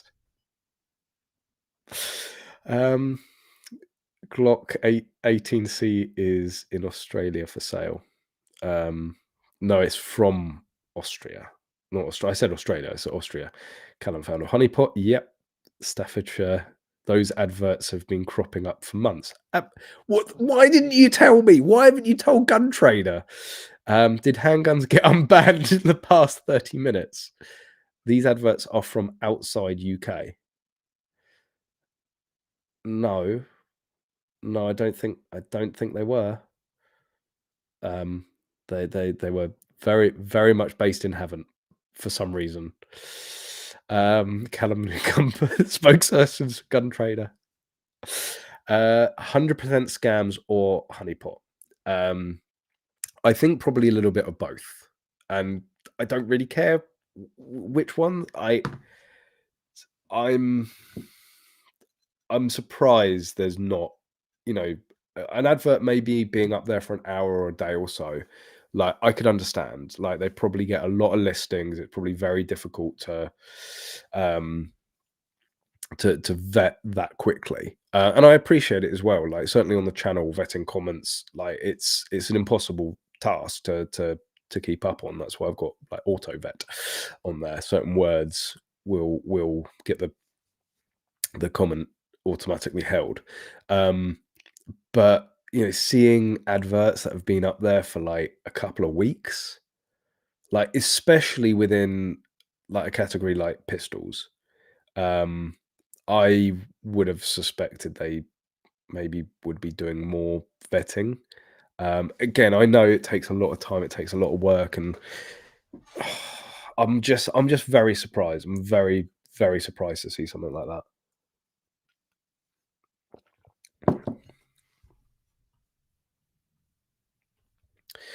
We'll get rid of the license when you reinstate the crown. Wow. No step on crown. Gun Trader used to be a legitimate site that people used to use. Yep. Glock G18 is the full auto one. Yes, a very spicy full auto one. Did I just hear a loud knock at your front door? Save me. Like this. Oh. You're going to get a 3-star wanted level for looking at these. I'm doing a public service. I'm not trying to advertise their availability, but they shouldn't be on there. Like, sorry, it's not my fault those adverts are on there. I don't think it's unreasonable that somebody should be able to go onto Gun Trader live on stream thinking that you won't see illegal firearms for sale. Maybe they're just overly principled British anarchists naively entering the UK gun world. Would UK law enforcement / security officers get their fire? Would they get them from the manufacturer? No, and this is why we have Section 5 dealers. Law enforcement will use private dealers. A lot of them use big distributors like GMK. You know, GMK, Beretta, they don't just do Beretta, they do sort of, they will do a number of different Section 5s. But you need somebody that is going to be able to supply, service, maintain, repair. And yes, you do have, you know, armorers, but they're not able to sort of buy and sell the guns. So you also need people to transport them and this, that, and the other. So there are loads of legitimate reasons for having Section 5 dealers to be able to sell to police. There's also a lot of, you know, we have a massive export business. You know, look at, I don't know exactly if Accuracy International do make any Section 5 stuff, but look at Accuracy International, major exporter. So many different countries buy their stuff. It's British design and made. They're literally made down in Portsmouth.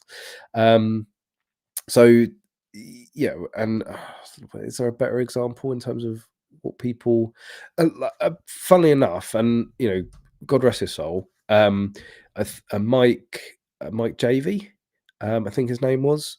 He started the, oh god, I feel really bad for not Icon Arms. I think it was the Icon Arms.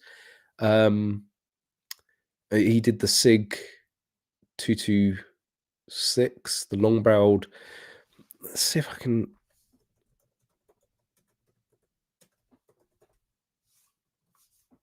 I'm pretty sure it was Icon Arms. Yep, there's my video that comes up. That's not, I can't even watch that video. So yeah, basically Icon Arms was a Section 5 dealer. And Mike, unfortunately, I think it is Icon. Let's see if the website's still going. Icon Arms Limited people. Why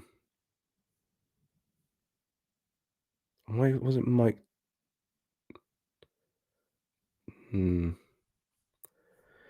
I think it got taken over or somebody stepped in. I need to.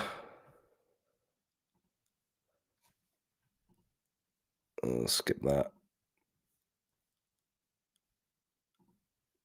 Oh, I didn't put his yeah, Mike Jakes. Why did I get Mike JV or GemV?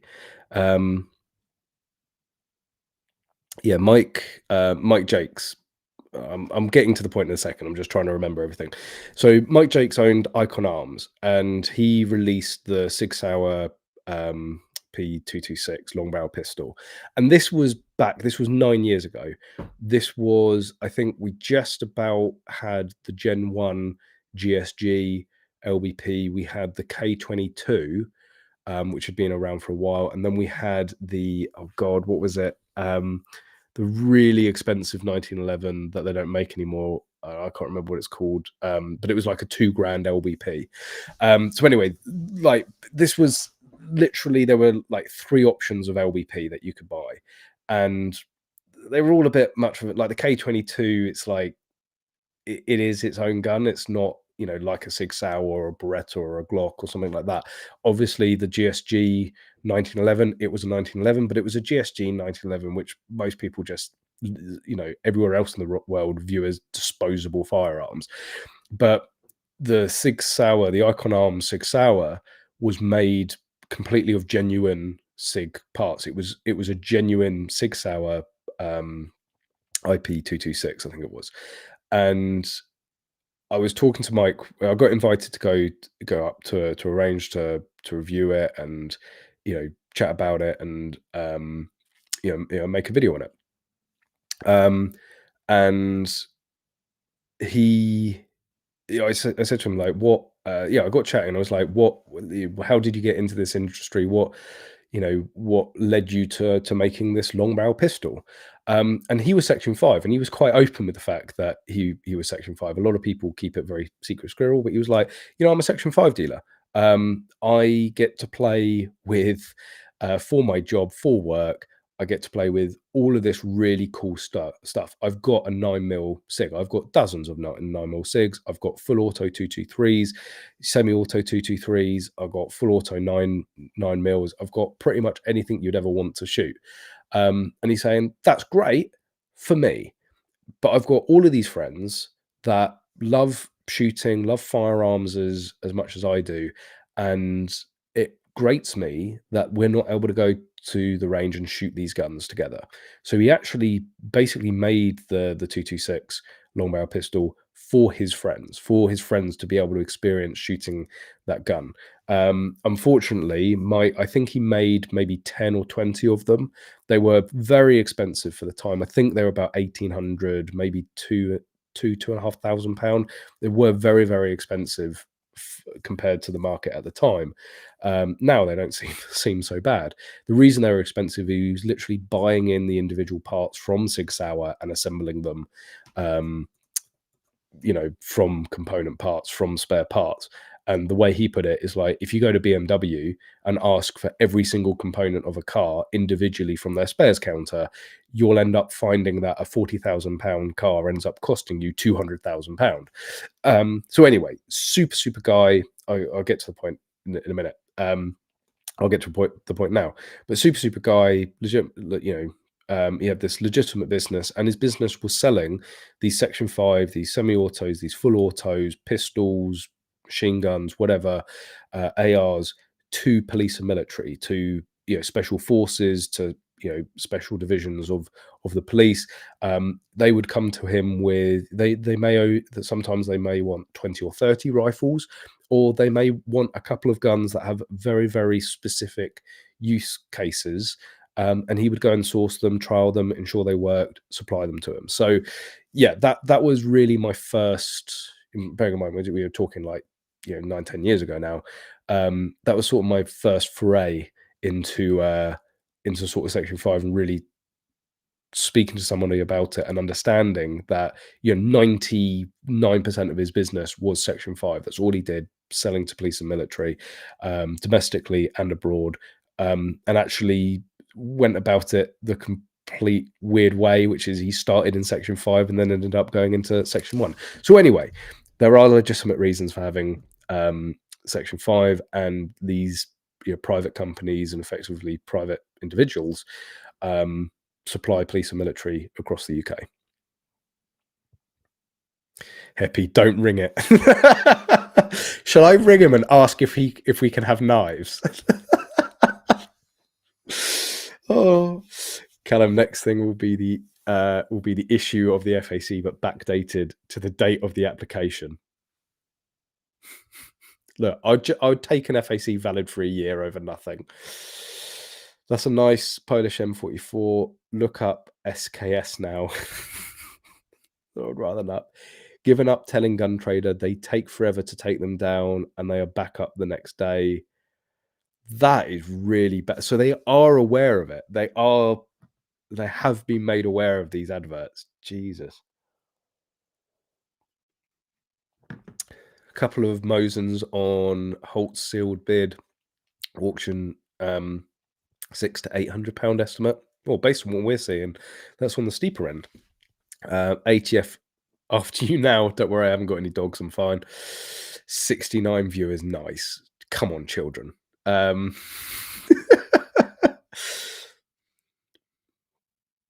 Yes, Daniel, thank you for reminding me and everyone else. Make sure you like the stream. Watching the ICOM Arms video. Oh, Jesus. Genuinely cringe. But I guess I would challenge anybody to look at a video of themselves 9 years ago and not feel a little bit cringe. In Ohio, we have Vance's Outdoors that sell firearms to the civilian, but they mainly deal with an armed security agency here in Ohio. There's a lot of businesses that are like that. Again, I think Maglo, we've got completely the wrong business model. A lot of companies that, again, 95% of their income comes from police, military, security services, stuff like that. But they're only known publicly for like 5% of their business, which is the civilian sport market. And it's like they can't be selling that many Section 1s, you know, to be paying for the Range Rover and holidays abroad. But it's where the money is in shooting, is police and military contracts. Evening, gents. Just got home, so we'll have to watch the catch up. Hope it's been a good stream. Oh, it was going swimmingly. It was going really, really well until we went on to Gun Trader. Callum made us all accomplices for a Gun Trader search. I'm actually getting a little angry from what you're saying about them not really caring about it. Like, sorry, if you've got an issue like that, like, could you imagine what would happen if people started posting ads like that in like the English Shooting Facebook group? This is part of the reason that every single post has to be approved by me. I once bitten, twice shy on this. But could you imagine, like, they didn't want to process my application based on comments of other people on the channel. Never mind if some sort of platform group community with the headline of English Shooting on it started having people trying to sell illegal firearms, you would never see me again. But Gun Trader, yeah, we'll get round to taking those, illegal ads down. And yeah, in fairness, I'm sure a lot of them are scams. I'm sure a lot of them it's just spam or scam. But they still shouldn't be on there. It was Callum's fault, not guilty, Your Honor. Don't worry. If you ever get in any issues with firearms licensing, you just say it was Callum from English Shooting's fault. They'll let you off. They'll be straight round here again. Hi, welcome back. Usual, 2 sugars, milk. Yeah, okay, here we go. It's motivating me to make an ES video, to be fair. Well, at least one of us is. Is there any law stopping a cat from owning a fire? Why do I feel like we're like going over all areas of YouTube this evening? Is there any law stopping a cat from owning a firearm?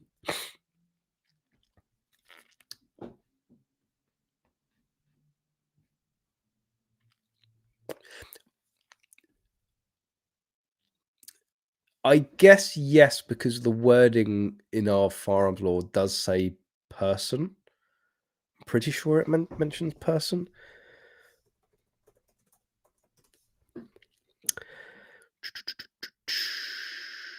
Firearms Act. Well, it's probably not actually within the firearms law. It's probably more within like higher level laws of what species our laws apply to. You know, if a cat murders somebody, do we put the cat in prison? Guns don't kill people, cats do. Oh, this has got weird. Yeah, there we go. Subject to any exemption under this act, it is an offence for a person. So whilst it may not be lawful for a cat, or is there any law stopping a cat from owning a firearm? No. On the contrary, firearms legislation do not apply to cats. That's it. I identify as a cat. Meow. Section 5, please. I mean, meow. Like, cats are exempt from firearms legislation. I've never wanted to be a cat more in my life. Could you imagine? It's just like backing up to the range, you know, fucking mittens, gets out, pulls out the HK 9mm, slap. You can't do that. That's Section 5. Section 5 does not apply. Poof. Anyway, let's not start on the pronouns. Oh, we're well beyond that. We are well beyond that at this stage. But a cat is not a person, if you say so. It's been weird for the last hour. This is what happens with this. There's like nothing We've talked about the big story. No, we're just chatting shit. This is why I like the streams. Illegal firearms, unintentionally. It's a legitimate website. It's a legitimate website. That is like going on to Hampshire Police and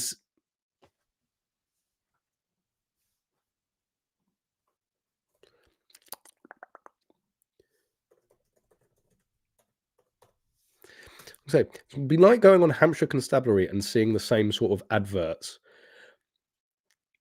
Not entirely sure that there won't that there definitely won't be any of those sorts of adverts. Because I've seen some spicy stuff on official police channels previously. Although I guess YouTube would probably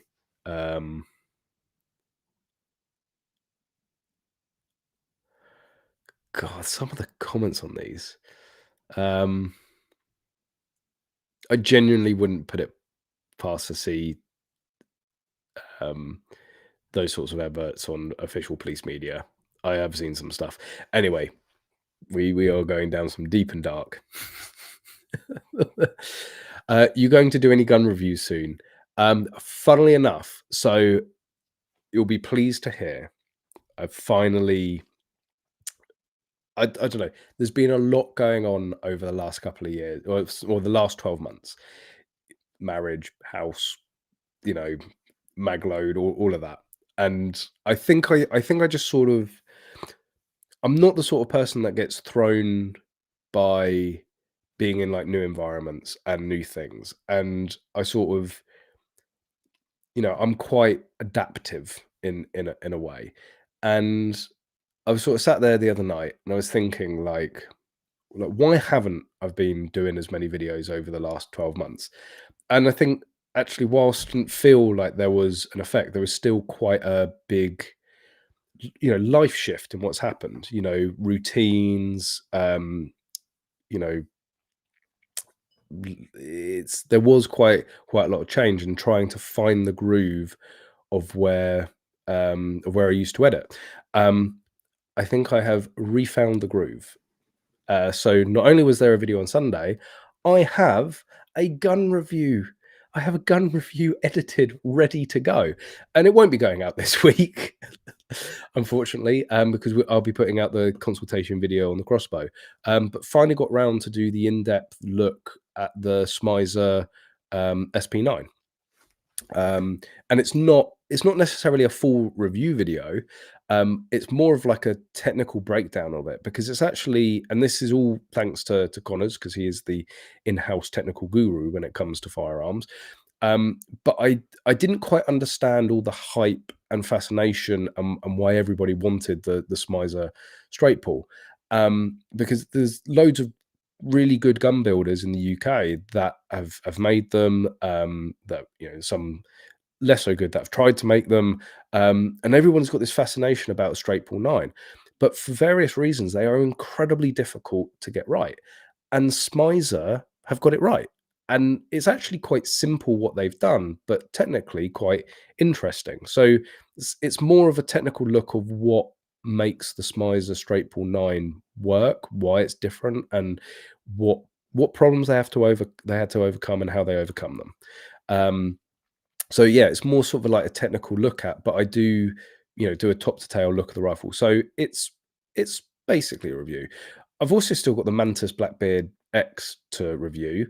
I'll be completely honest, it's the third unit that I've had. This is just despite I think many of you actually trialing it at the last open day, it died afterwards. That was the second unit. So they sent me a first unit, and I do think somebody with a questionable amount of brain cells. I don't know if he still watches the stream, but Arian, Dan, you know who I'm talking about. Decided to put so the way the Blackbeard works is you've got the bolt that inserts, and then you put the magazine, and the magazine is the battery with the two terminals. He was putting the bolt on the battery to get it to activate. So, oh, that's cool. And then he just I'm watching them do this, and I don't know why I didn't react, but he literally turns the magazine round and puts it on the wrong way. blows it, like absolutely fried it. So admittedly, that wasn't down to um, that wasn't a problem with Mantis, although as a qualified electronic engineer and previously working in hardware design, there definitely should have been reverse polarity protection on that. You have open contact and you're putting it in something that is metal. Reverse polarity protection, 100%, unfortunately it wasn't there, or what was there wasn't sufficient. So that is maybe a very technical critique of the electronics inside of it. The second unit, I'm 99% sure nobody did anything silly with it. Just died again. And then I finally got the third one, and then obviously haven't really been filming and editing that many videos, so it's just sat there. So I've got that one to review. That one will be done soon, because I absolutely love the system. Connors is wearing to use it, but everybody is banned from using it until I get to do the review. Um, so yeah, that will be coming out soon. I have a ton of match videos to edit. They will come out at some point. So I'm feeling more in the groove. I'm editing again, filming again, and we had back to back week to week live streams. Like, what is this? This is a whole new world.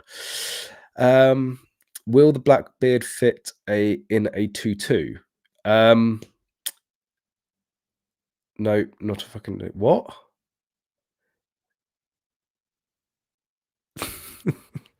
Is handgun ammo prohibited in the UK? Fun fact: there is no when you start getting to really big, like, anti-personnel, sort of munition level sizes, but there is actually technically no banned caliber here in the UK. You can have any caliber under within reason, apart from when you start getting, I think there is a very big upper limit, but for an example, everything up to and including 50 BMG is perfectly legal to own. Any caliber, certainly under a 50 BMG, is perfectly legal to own under Section 1. Will the Blackbeard fit a 2.2? It depends. So if you have let me just get this right. If you have a gun with a CMMG conversion kit, but it is using a 223 barrel, and the conversion kit has the sort of 223 case that goes in the barrel, the sort of the inner chamber, then the Blackbeard will work with it. If you take the CMMG conversion kit out and put that in, it will function. If you have a 2.2 that is using a CMMG conversion kit and a 2.2 barrel, that actually the barrel then comes further into the receiver, the chamber comes further into the receiver, then no. However, we do have two defunct Blackbeards, and it is on the radar for us to design an aftermarket housing that would make it compatible not just with 2.2 CMMG bolted guns. So it's like the battle arms. It's not a CMMG gun, but it uses a CMG conversion kit, but it's got a 2.2 dedicated barrel. What we really want to do is make it compatible for the 1522 as well. We think there would be a massive market for that. Tipman, Chris, and also all CMMG converted guns. So we're aware of it. It's on our radar. We will do it. Yeah, but as it comes, really, you need a gun. You need a mil-spec 223 receiver set with a 223 barrel for the Blackbeard to work. Nice. So 9x19 popular? Not really. I mean, Connors does actually shoot 9mm. He's got a 9mm Chiappa long-barreled revolver. And of course, there are people now with 9mm straight pull, but actually, there's not a huge demand for 9mm in the UK, because we don't have the sort of plethora of handguns that will shoot them, or full auto MP5s. So no holly points or ammunition specific stating for personal defense. No. Any round that is designed specifically for that becomes Section 5. So £25 artillery shells can be bought under a Section 1. No, I said munitions. Munitions definitely not Section 1. Will you add reverse polarity protection to? To be honest, it probably wouldn't be that difficult. Once the police messed up my ticket and gave me a 6.5 centimeter rifle and 800 rounds of 6.5 centimeter, not 6.5 Creedmoor, I asked for. Wow. There was a case, I swear somebody, oh, that was it. I think somebody put in a variation for a 308 rifle and they ended up putting like a 308 pistol. Like, I know I have seen 308 pistols out there, but whether he could get his hands on one in time before they realized, I don't know. Can you make the conversion for the black beard quicker than the mags? No. But anyway, on that note, on that last bit of psychological torture to myself, I need to go and send some emails to the people. But yes, just a caveat completely. I do not condone or endorse or promote or encourage the advertisement, purchase, distribution, promotion of the unlawful purchase of firearms. And I am dismayed that gun trader seem to be, well, not really care about it on their platform. Anyway, so there we go, guys. Don't forget, I'll be giving you another reminder. Get in contact with your candidates for Police and Crime Commissioner. I will put the BAS link again in the chat box. So go and find out who your candidates are, get in contact with them, find out where they stand, and vote accordingly. You can make a difference. You can have an influence here. Go and do it. You have a voice, use it. Don't sit there and moan that we can't do anything about it. This is something that you can do something about. But yeah, I hope you all have a fantastic week. Let's if we can do 3 weeks on the trot, that might be absolutely fantastic. But yes, no reason we can't be same place, same time next week. That's if I don't have a very long conversation with various people after this evening's stream. Gun trader be like, handguns are restricted in the UK since when? Yes, since apparently since up to the end of March. Oh, but yeah, do I watch Brandon Herrera? Yes, occasionally, not religiously. Because my day job is shooting, you know, a lot of my spare time is shooting.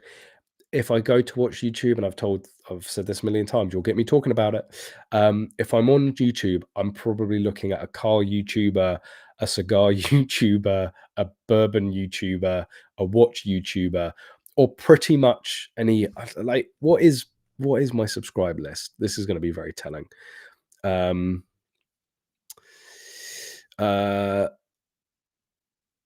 Daily Driven Exotics, probably the most watched channel that I watch. Matt Armstrong, Bruzel, Tavarish, Ryan DeParlo. Oh, poker videos as well. Josh Revel, that's F1, and Stephen Bridges, who is the guy that goes and counts cards out in America. So everything from degenerate gambling, F1, cars, bourbon, and more cars. That's pretty much what the thing is. I don't necessarily need to subscribe to other channels because it pops up, but you should subscribe. You subscribe to everyone. Makes a difference, including this channel. In terms of gun YouTubers, I was going to go, but I'm genuinely curious of who I'm subscribed to. Gun YouTubers, The Collector. I just end up spending far too much time being jealous. Donut Operator. Need I say more? 22 Plinkster, Field Sports Channel, Curly One Noir, Rack and Load. Hiccup 45. I don't know what channel that is. I think that's photography. The Yankee Marshall, to be fair, I don't really watch him anymore. Iraq Veteran 8888. Don't really watch them anymore. Asgrim Pews, he does watch occasionally. A little channel. Not many anybody's heard of them.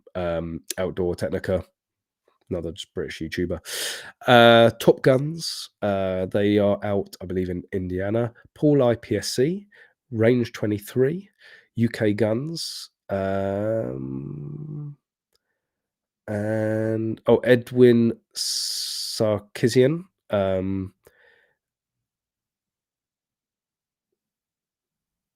Jay Michalak, of course, Firearms UK, The Shooting Show, Funk Attack, I actually surprised how many gun channels I've subscribed to. TN Outdoors, SRS Power, although he doesn't. I don't think. Let's check.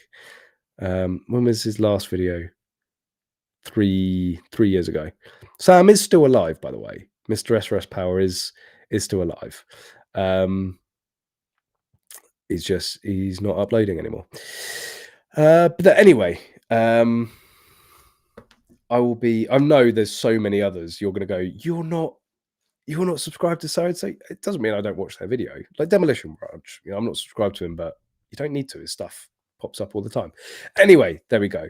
I need to remember to turn stuff off, otherwise it doesn't work. But there we go. Well, one quick more one. Got my shotgun license FEO visit on Monday. Any advice? Make sure there's tea, coffee, biscuits. Be polite. Be yourself. They will try and ask tricky questions as long as you're going for the certificate for legitimate reasons. Just talk about that. What got you into the sport? Why you want the guns? What you want to do with those guns? Where they're going to be stored? Just be honest.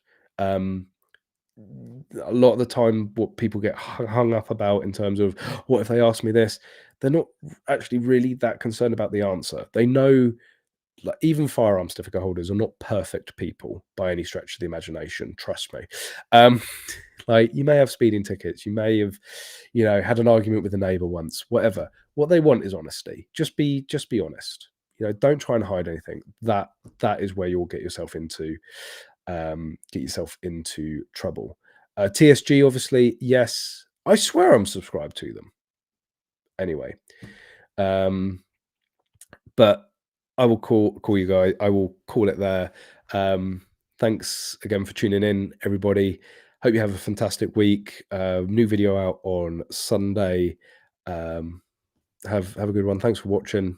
Make sure you've liked. Make sure you're subscribed, and of course, hope to see you soon.